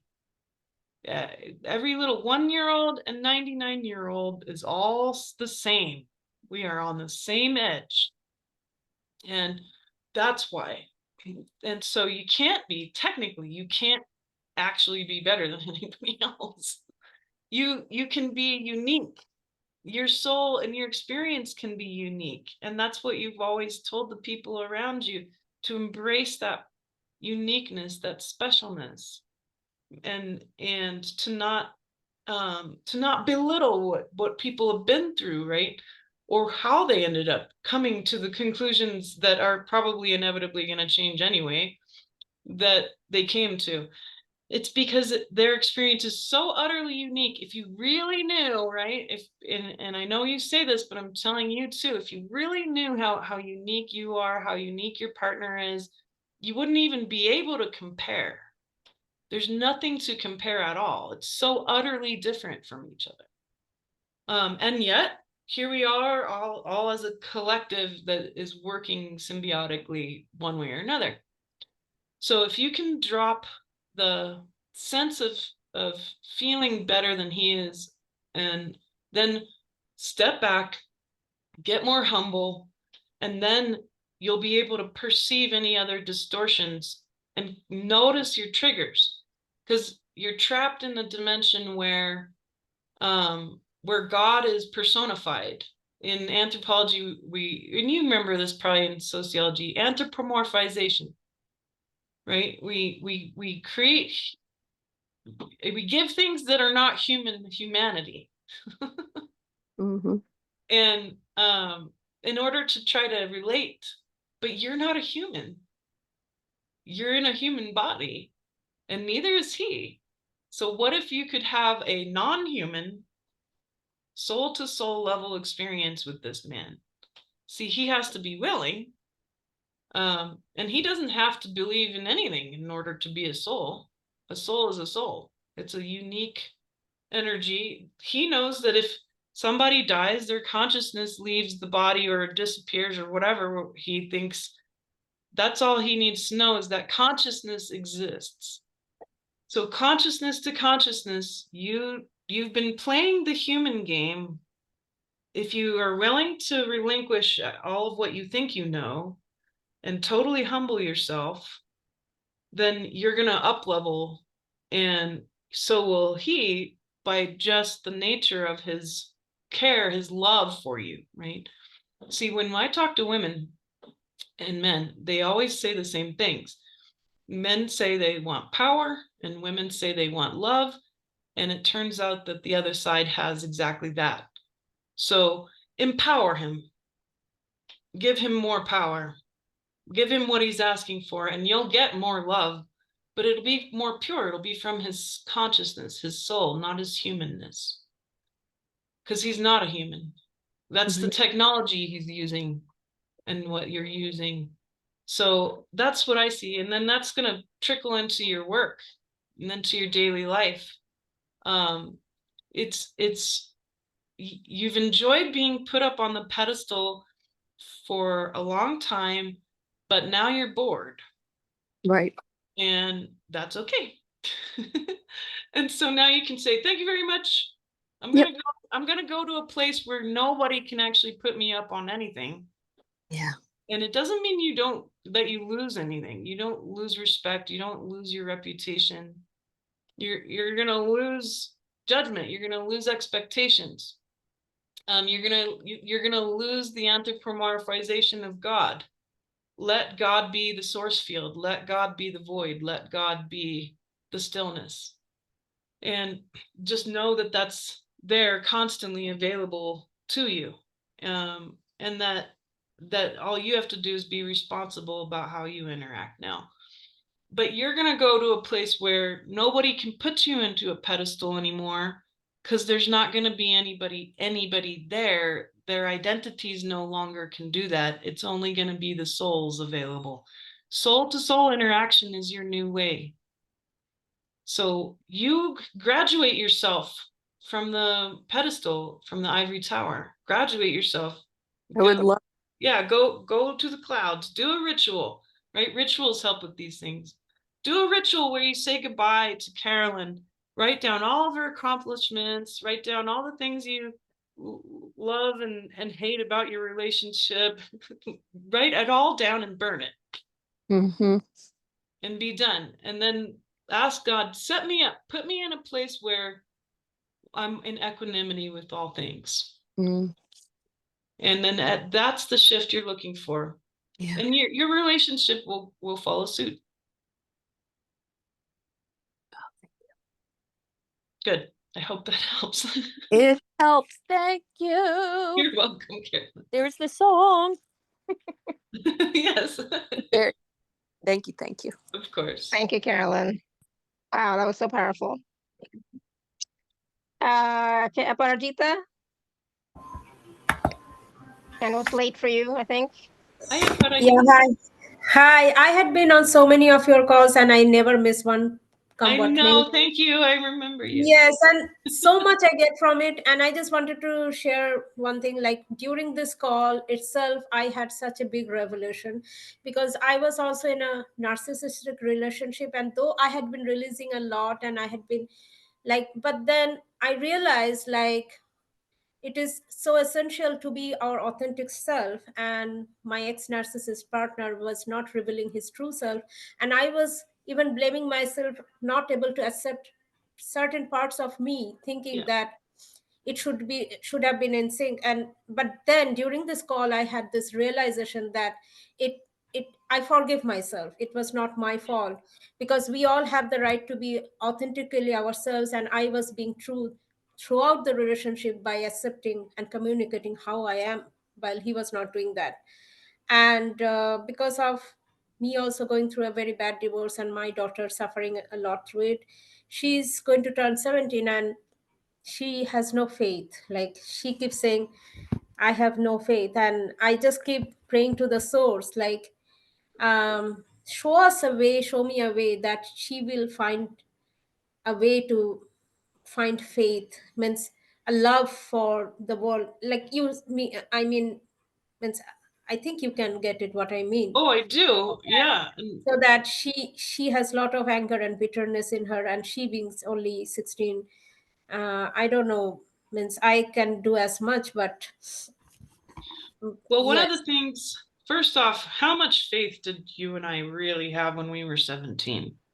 Yeah, no, absolutely. I was So to be fair, and of course our mothers were in the same position too, and if we were lucky, our fathers. Second thing is, yeah, the narcissistic fantasy is very dangerous because even though I thought I was being my authentic self in the relationship, I was also falling into the trap of pleasing the narcissist in his fantasy. So I had to play different roles at different times that I shouldn't have necessarily played or shouldn't have had to. And so, yes, forgiveness for yourself, forgiveness for all of it, for everything that created the narcissist in the first place too. and their families and the long lineages that this all comes from, the shame that creates narcissism. So while I don't have a direct answer at the moment for you and your daughter, it's more that you're not the only one. I'm getting lots and lots and lots of people messaging me in sessions, and this is how God will tell me, you need to teach a class about this. And so right now I'm developing a class about the children and the teenagers, because we need to help them very much right now. It's for them. So I'm going to be teaching to them.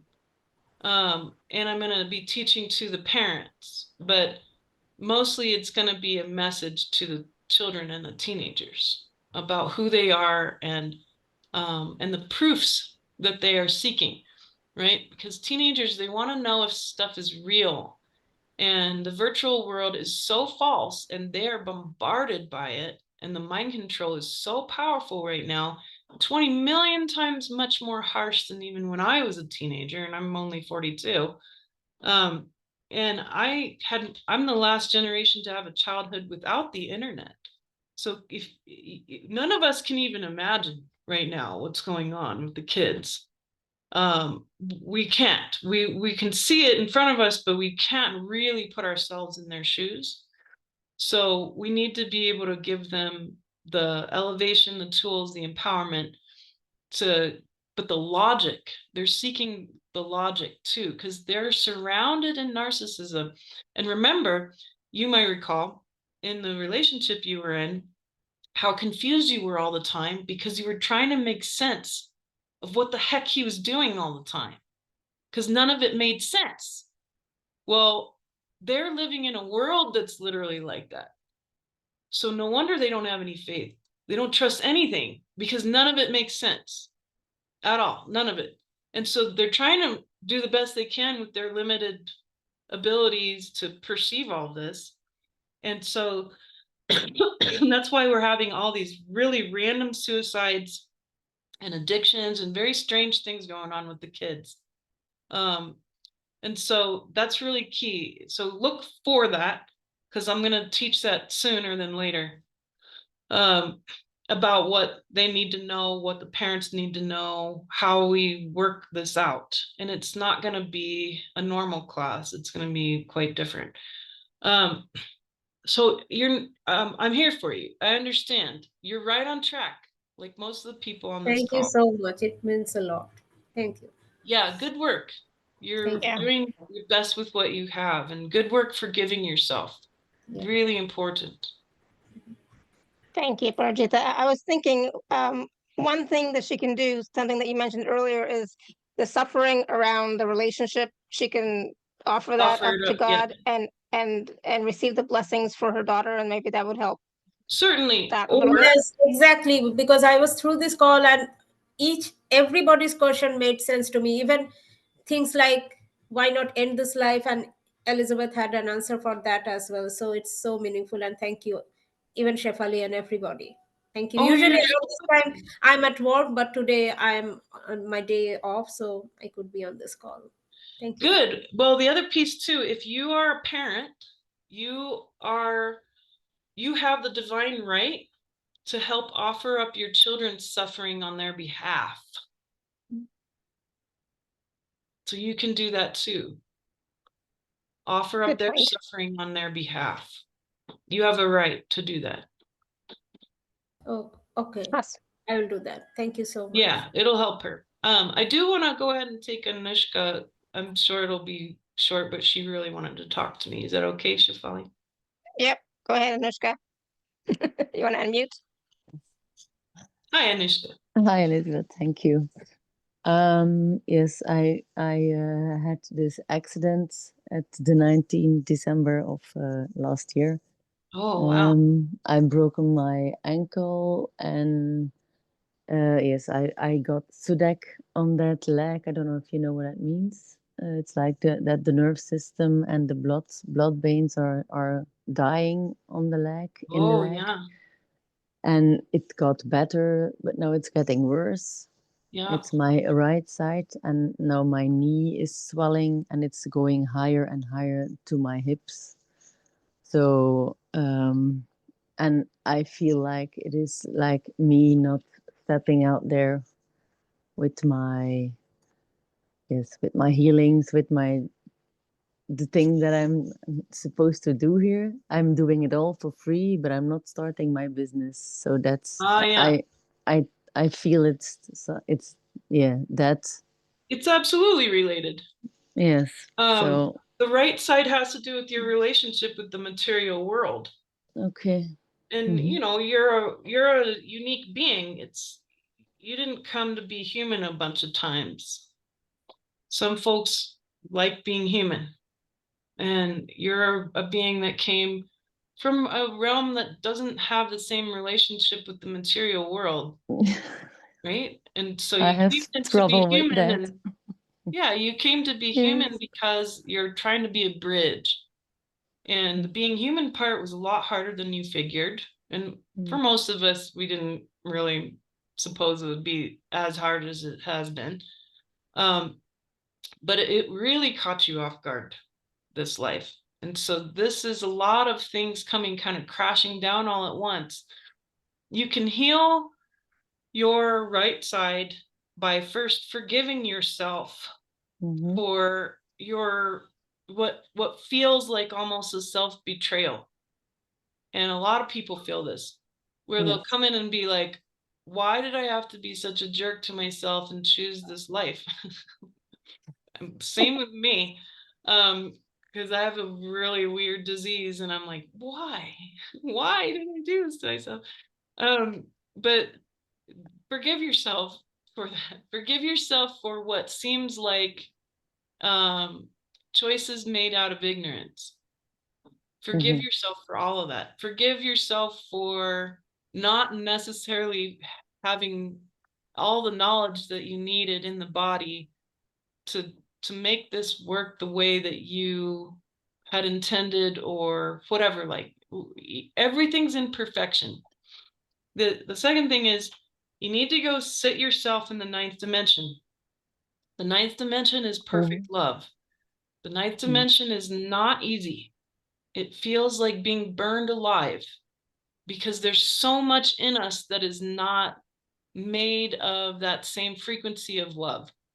Everything that is not in you, that is made of anything else but love, has to be dissolved in the love so that it can become part of that love. But you got to go sit in it, and you got to let it burn.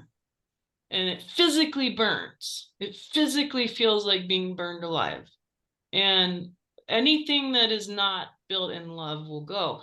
But what it'll reveal to you is that job that you came to do, which is to be a bridge between that very formless realm that has no words, that has no time, the formless, timeless space that you're aware of, that you know is more familiar than being human. Yes. Right? And then relinquish the idea that your human self is supposed to know how to be a human. That's actually not true. Your human self is a symbiotic being. So now you need to treat your body like that.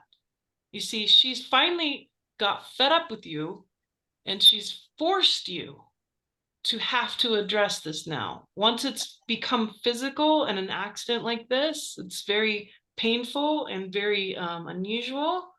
Then the body's finally got fed up, because she's tired of you thinking that you are Anushka. You are not. That's the name of your symbiotic, beautiful body that you're utilizing and that you're supposed to be in a marriage of spirit with. So you have to back up and become your soul. Just repeat, I am, I am, I am. I tried to get my boyfriend to do it the other day, and he said, I am masculine, golden, dharmic light. I'm like, no, you just are. He's like, I am blank. And he kept trying to have an identity. I'm like, no, give it up. Just be the I am. It was really hard for him, right? Because he thinks he has to be something.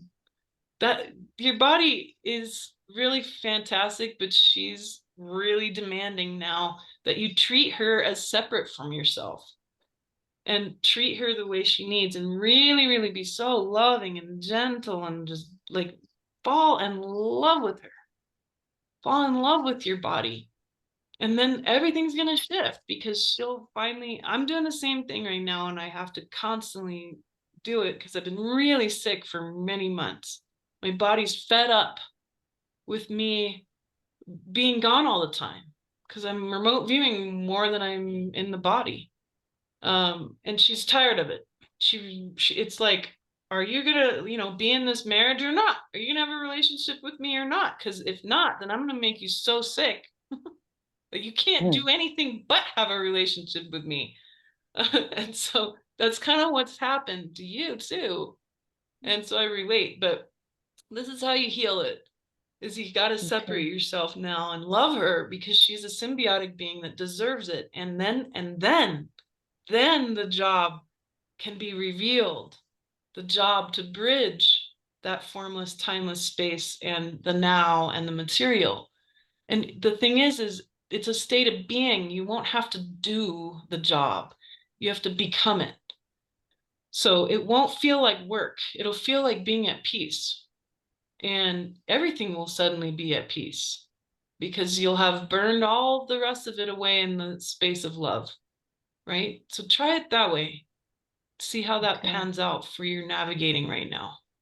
Thank you. Thank you very much. You're welcome. It resonates. Good. Awesome. Yeah, Thank you, Thank Nishka. you. So just I am. Nothing else. Just I am. Yes. I am. And Yeah. as hard as it is, don't let any other additions go into that statement. Exactly. One second, where am I? Well, how do you sit in the 90 level? I'll answer that, and then shall we look at our special offer? Yep. The 9th dimension is, there's 12 dimensions of consciousness. And I teach about these a lot. And so the 9th is simply, you're intending to go and sit and imagine that God is looking at you. And not the anthropomorphized God, but God. That God loves everything about you. There's so much inside of you that you don't love. And when you set it in front of God, you set yourself in front of that eye of God. That love is so pure and so powerful, it burns away everything that is not loved by you. You see, there's nothing that God can't love. Love is one of the attributes of this universe. It's not the purpose. The purpose of the universe is novelty and newness. And we're really good at that. So the universe favors humans because we're good at new. We make new stuff all the time. New experiences. But if you set yourself in front of the eye of God, then that's what you'll experience. Everything that you don't love about yourself gets burned away. It's brutal and it's worth it because it will absolutely change your life. So each dimension holds some special amazing thing that it can do for you, and the 9th dimension is that one. Awesome. Thank you. Yes. All right. I'm going to share my screen, but yeah, that was a great question. So thank you for that. Now it's like having the courage to actually sit in the 9th dimension. Yeah. It sounds nice, but it's rough. Yeah. Yeah, exactly. All right. So Elizabeth has a package today for all of us, a simple package. But I'm really excited about it. It's about navigating the incoming light. It's a retreat on becoming an awakened human. And so this retreat is coming up on April 17th. I'll let you share a little bit, Elizabeth. It's an online retreat. This one was born of a dream.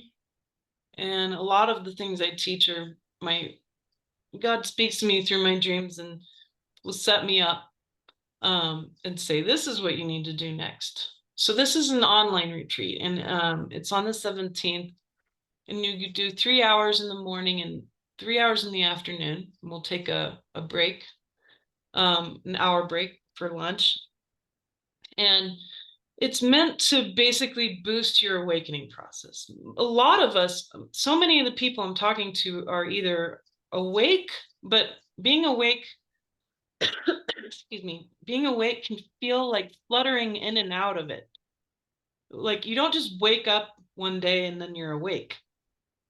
Many of us have these awakened samadhi experiences, and we'll like feel really connected to it for a little while, and then it kind of peters out, and mundane real 3D life shows up, and then we might have it again, and we'll touch it. We'll touch being awake often. And many of you are right on that doorway, that threshold of having it be a permanent state, and you just need whatever little butt kick through the door. And that's what this retreat is. I want to help you to have a very different visual of reality that will basically kick you through the door, kick you over that threshold, push the gamut. We don't have time anymore. We don't have a bunch more time for us to keep gently doing this anymore.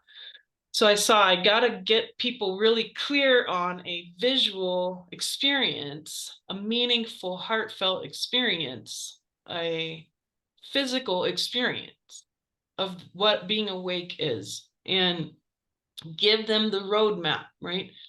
If I had a job per se, it would be to help people navigate reality right now and navigate consciousness. I want you to open the dimensions.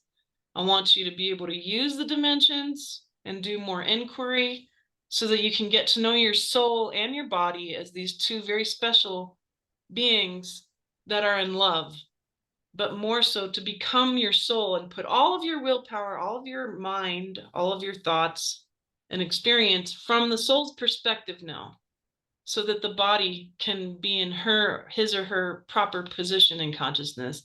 And I want to help you with your maintenance of your awareness of life and business and all of that, so that you can have the skills you need out of this retreat. Plus my retreats and the way that I teach, they're very rich, and they're meant to resonate through your life in many layers. So you'll have the replay of that retreat, and it can work on you in the background as you play it in the background.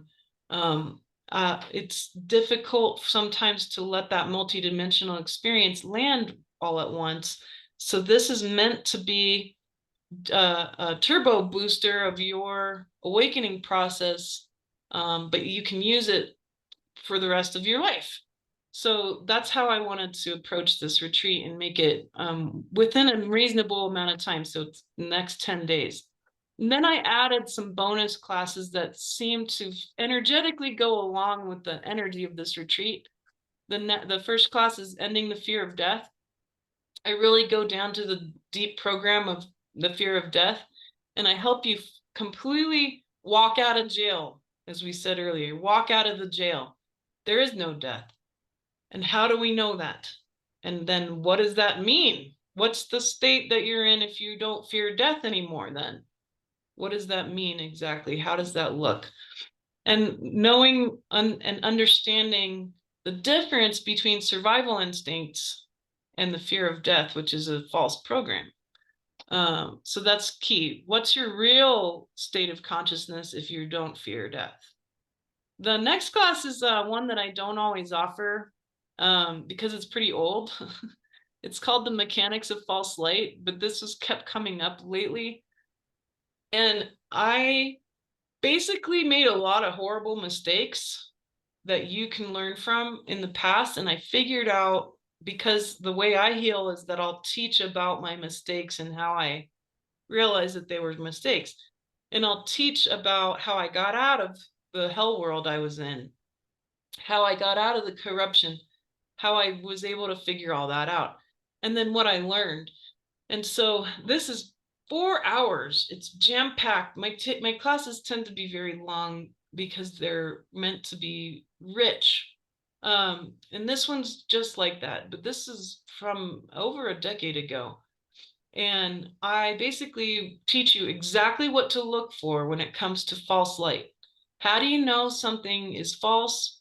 What are some of the ways the false light works? How does it trap you? What can you expect? And then what do you do if you accidentally get involved in it? How do you get out of it? How do you help other people get out of it?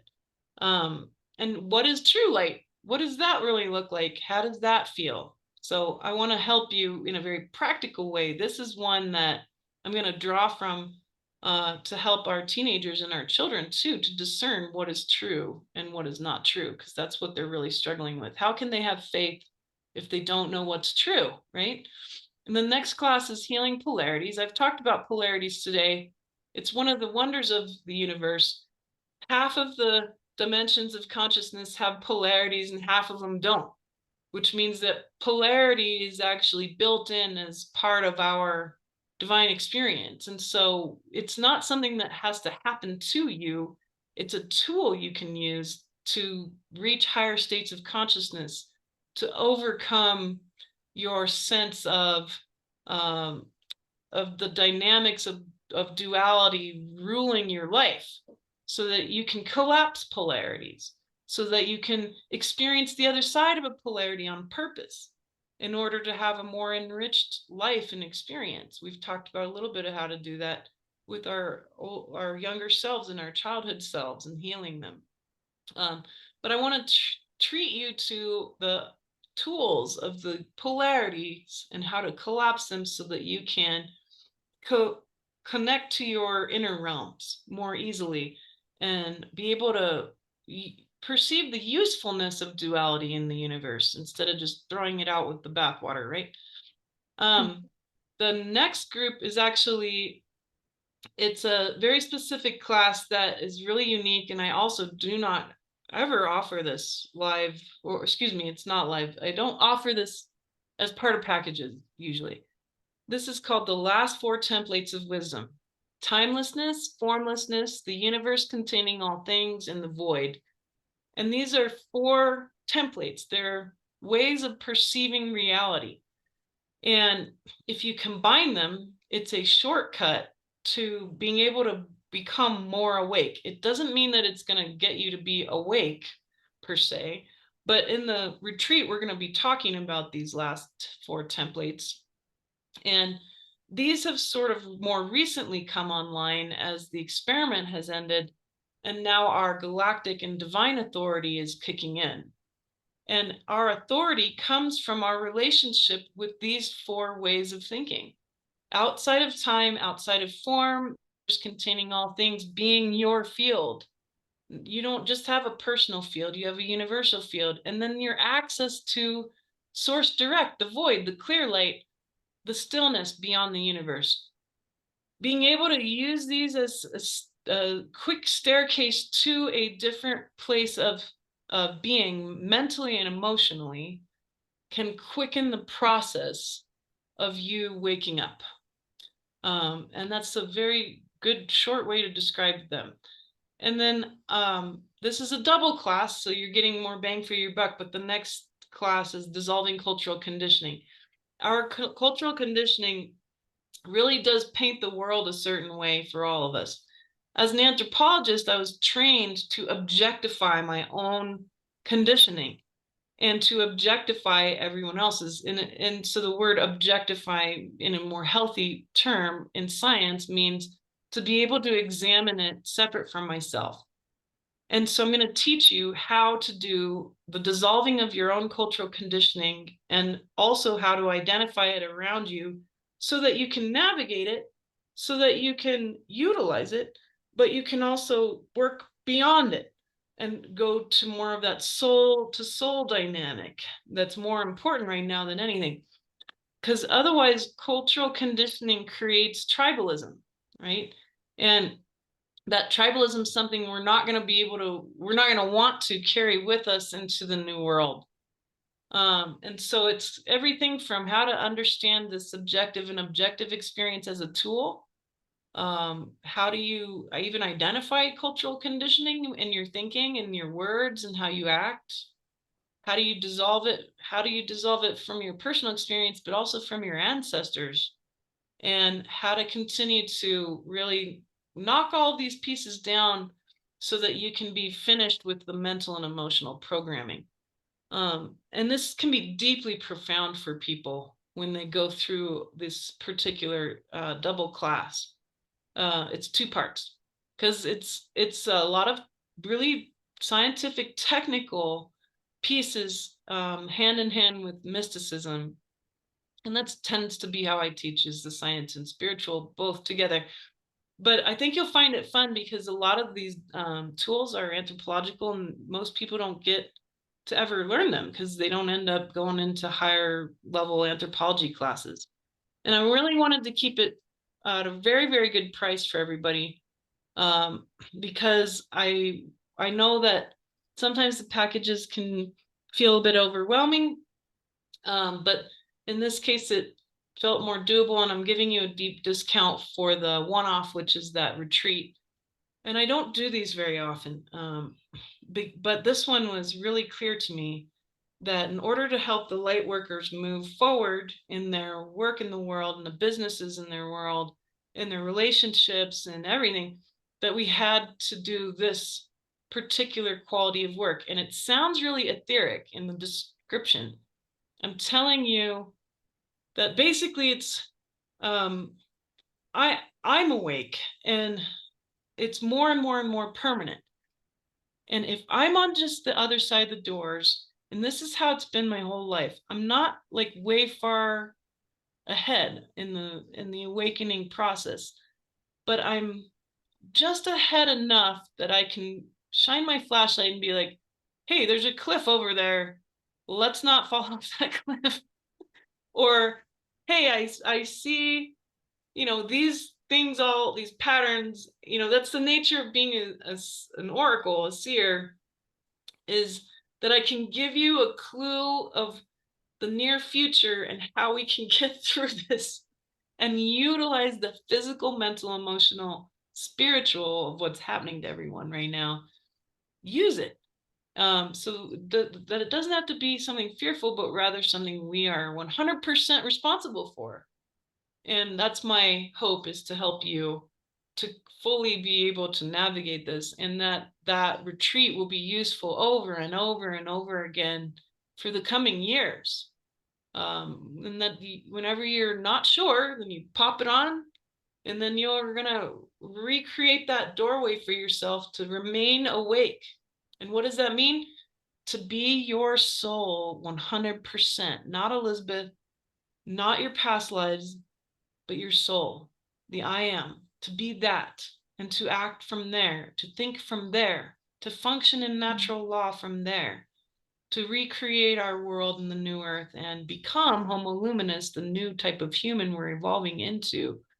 And that's what I want to help you do with that retreat. So I hope you'll come and join me through this package. Wow, so powerful. Oh my goodness, Elizabeth, that is such a, I'm just like sitting here looking at it. It's like, oh, that is so, it's not just about the information and wisdom, but it's the transformational information and wisdom that's possible. And that is what we are all wanting, is to express ourselves from our soul space, not our mind or not our emotions, not our past, but express our soul light. So this is, it's so, such a powerful package. I just absolutely love it. It's the retreat plus all these bonus classes. And of course, it's only $88. So that's like, it's like the value is way, way, way, way more. So thank you for that. There is a payment plan available. And of course, if you are an Inner Circle member, please use your gift code. I'm just, I mean, this package could have been 3 or 4 times, 5 times more than what you're offering. So it's definitely one of those life-changing days, retreats, and programs that people can access over and over again, because the retreat is going to be recorded as well, and people will have access to the recordings, right? Yes, exactly. And yeah, each of these pieces are part of it. Jay asked, does PTSD block you? I think that you're asking, Jay, does PTSD block you from the awakening process? Yes, until, because I have terrible PTSD, until you figure out how useful it is, until you realize how useful your suffering is, what a blessing, what a treasure it is. And then you start to use it that way. Then it doesn't, then the PTSD and the trauma are precious, because they are part of the guiding stones that keep you from, say, taking that left turn ever again. But it's, well, Jay, he's wondering how.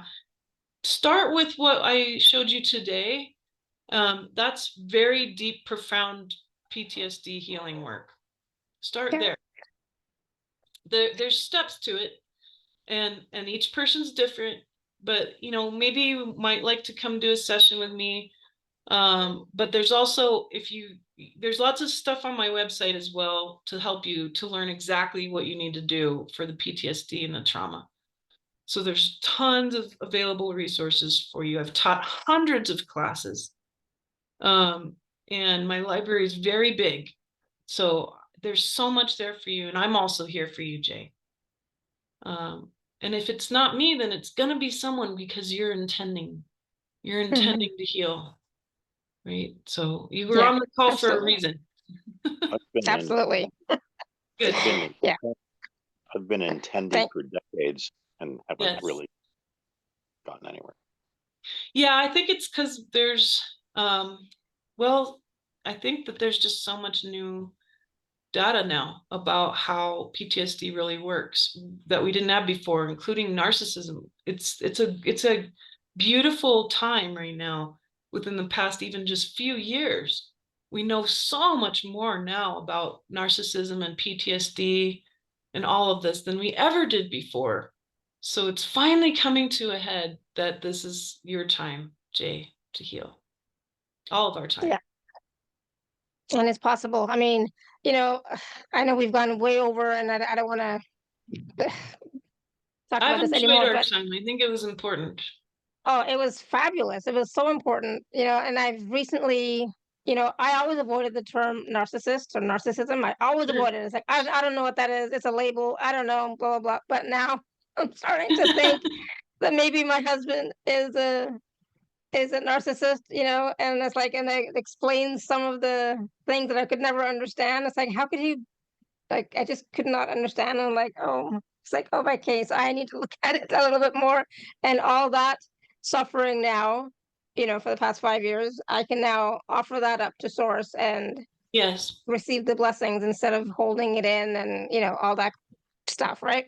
So there's so much, like this package, I mean, this call, there were so many wonderful processes that you shared with us that we can all start to use to start to transform our past, transform our present, and transform our future.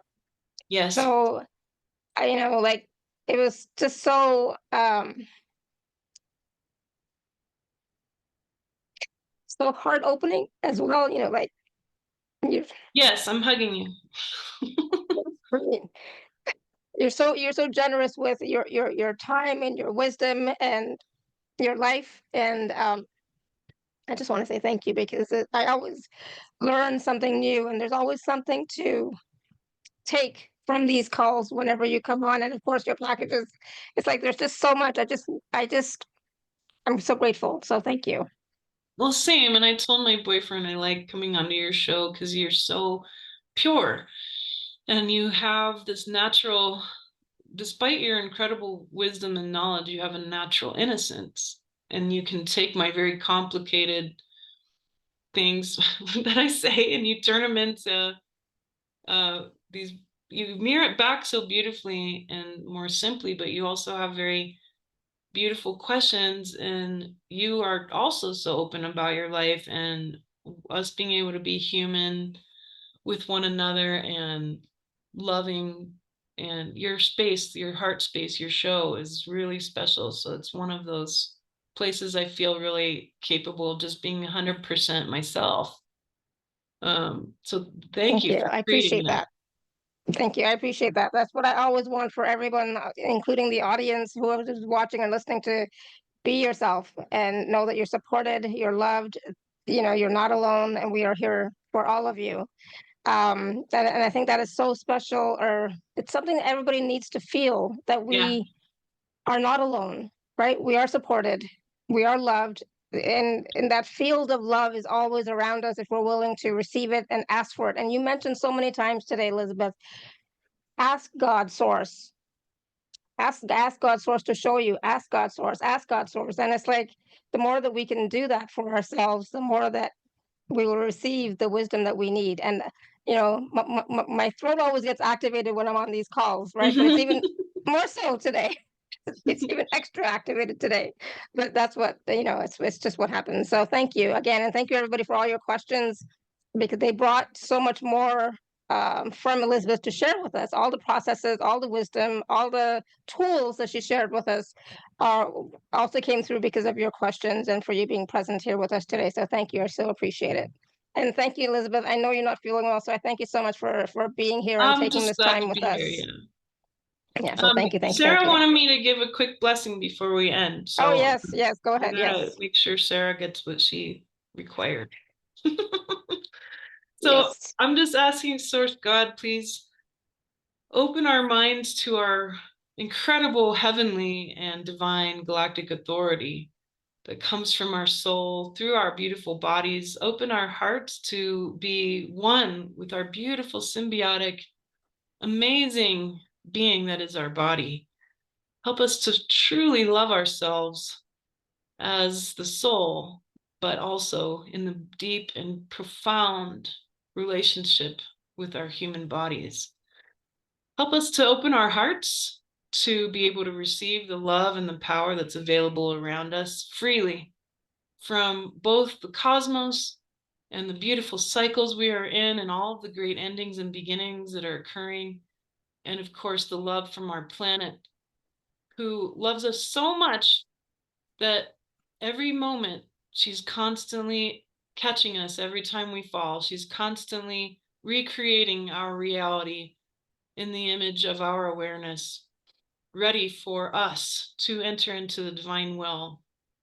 And please, Source, allow all of us to pay forward our suffering as great wealth in order to pave the way for the new world with the gold of our troubles.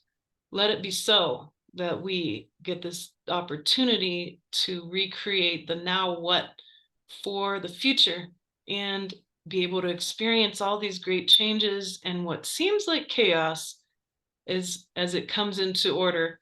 Let us do it with great joy and excitement and wonder. Let it be so. Let it be so. Yes, absolutely. Thank you, thank you, thank you. Thank you, everyone, for all your love and support. Thank you for being here to support Elizabeth. I so appreciate it. And yeah, until next time, may you continue to be blessed with an abundance of joy, peace, love, happiness, prosperity, and radiant health. Sending you all so much love and blessings. Bye for now. Thank you, thank you.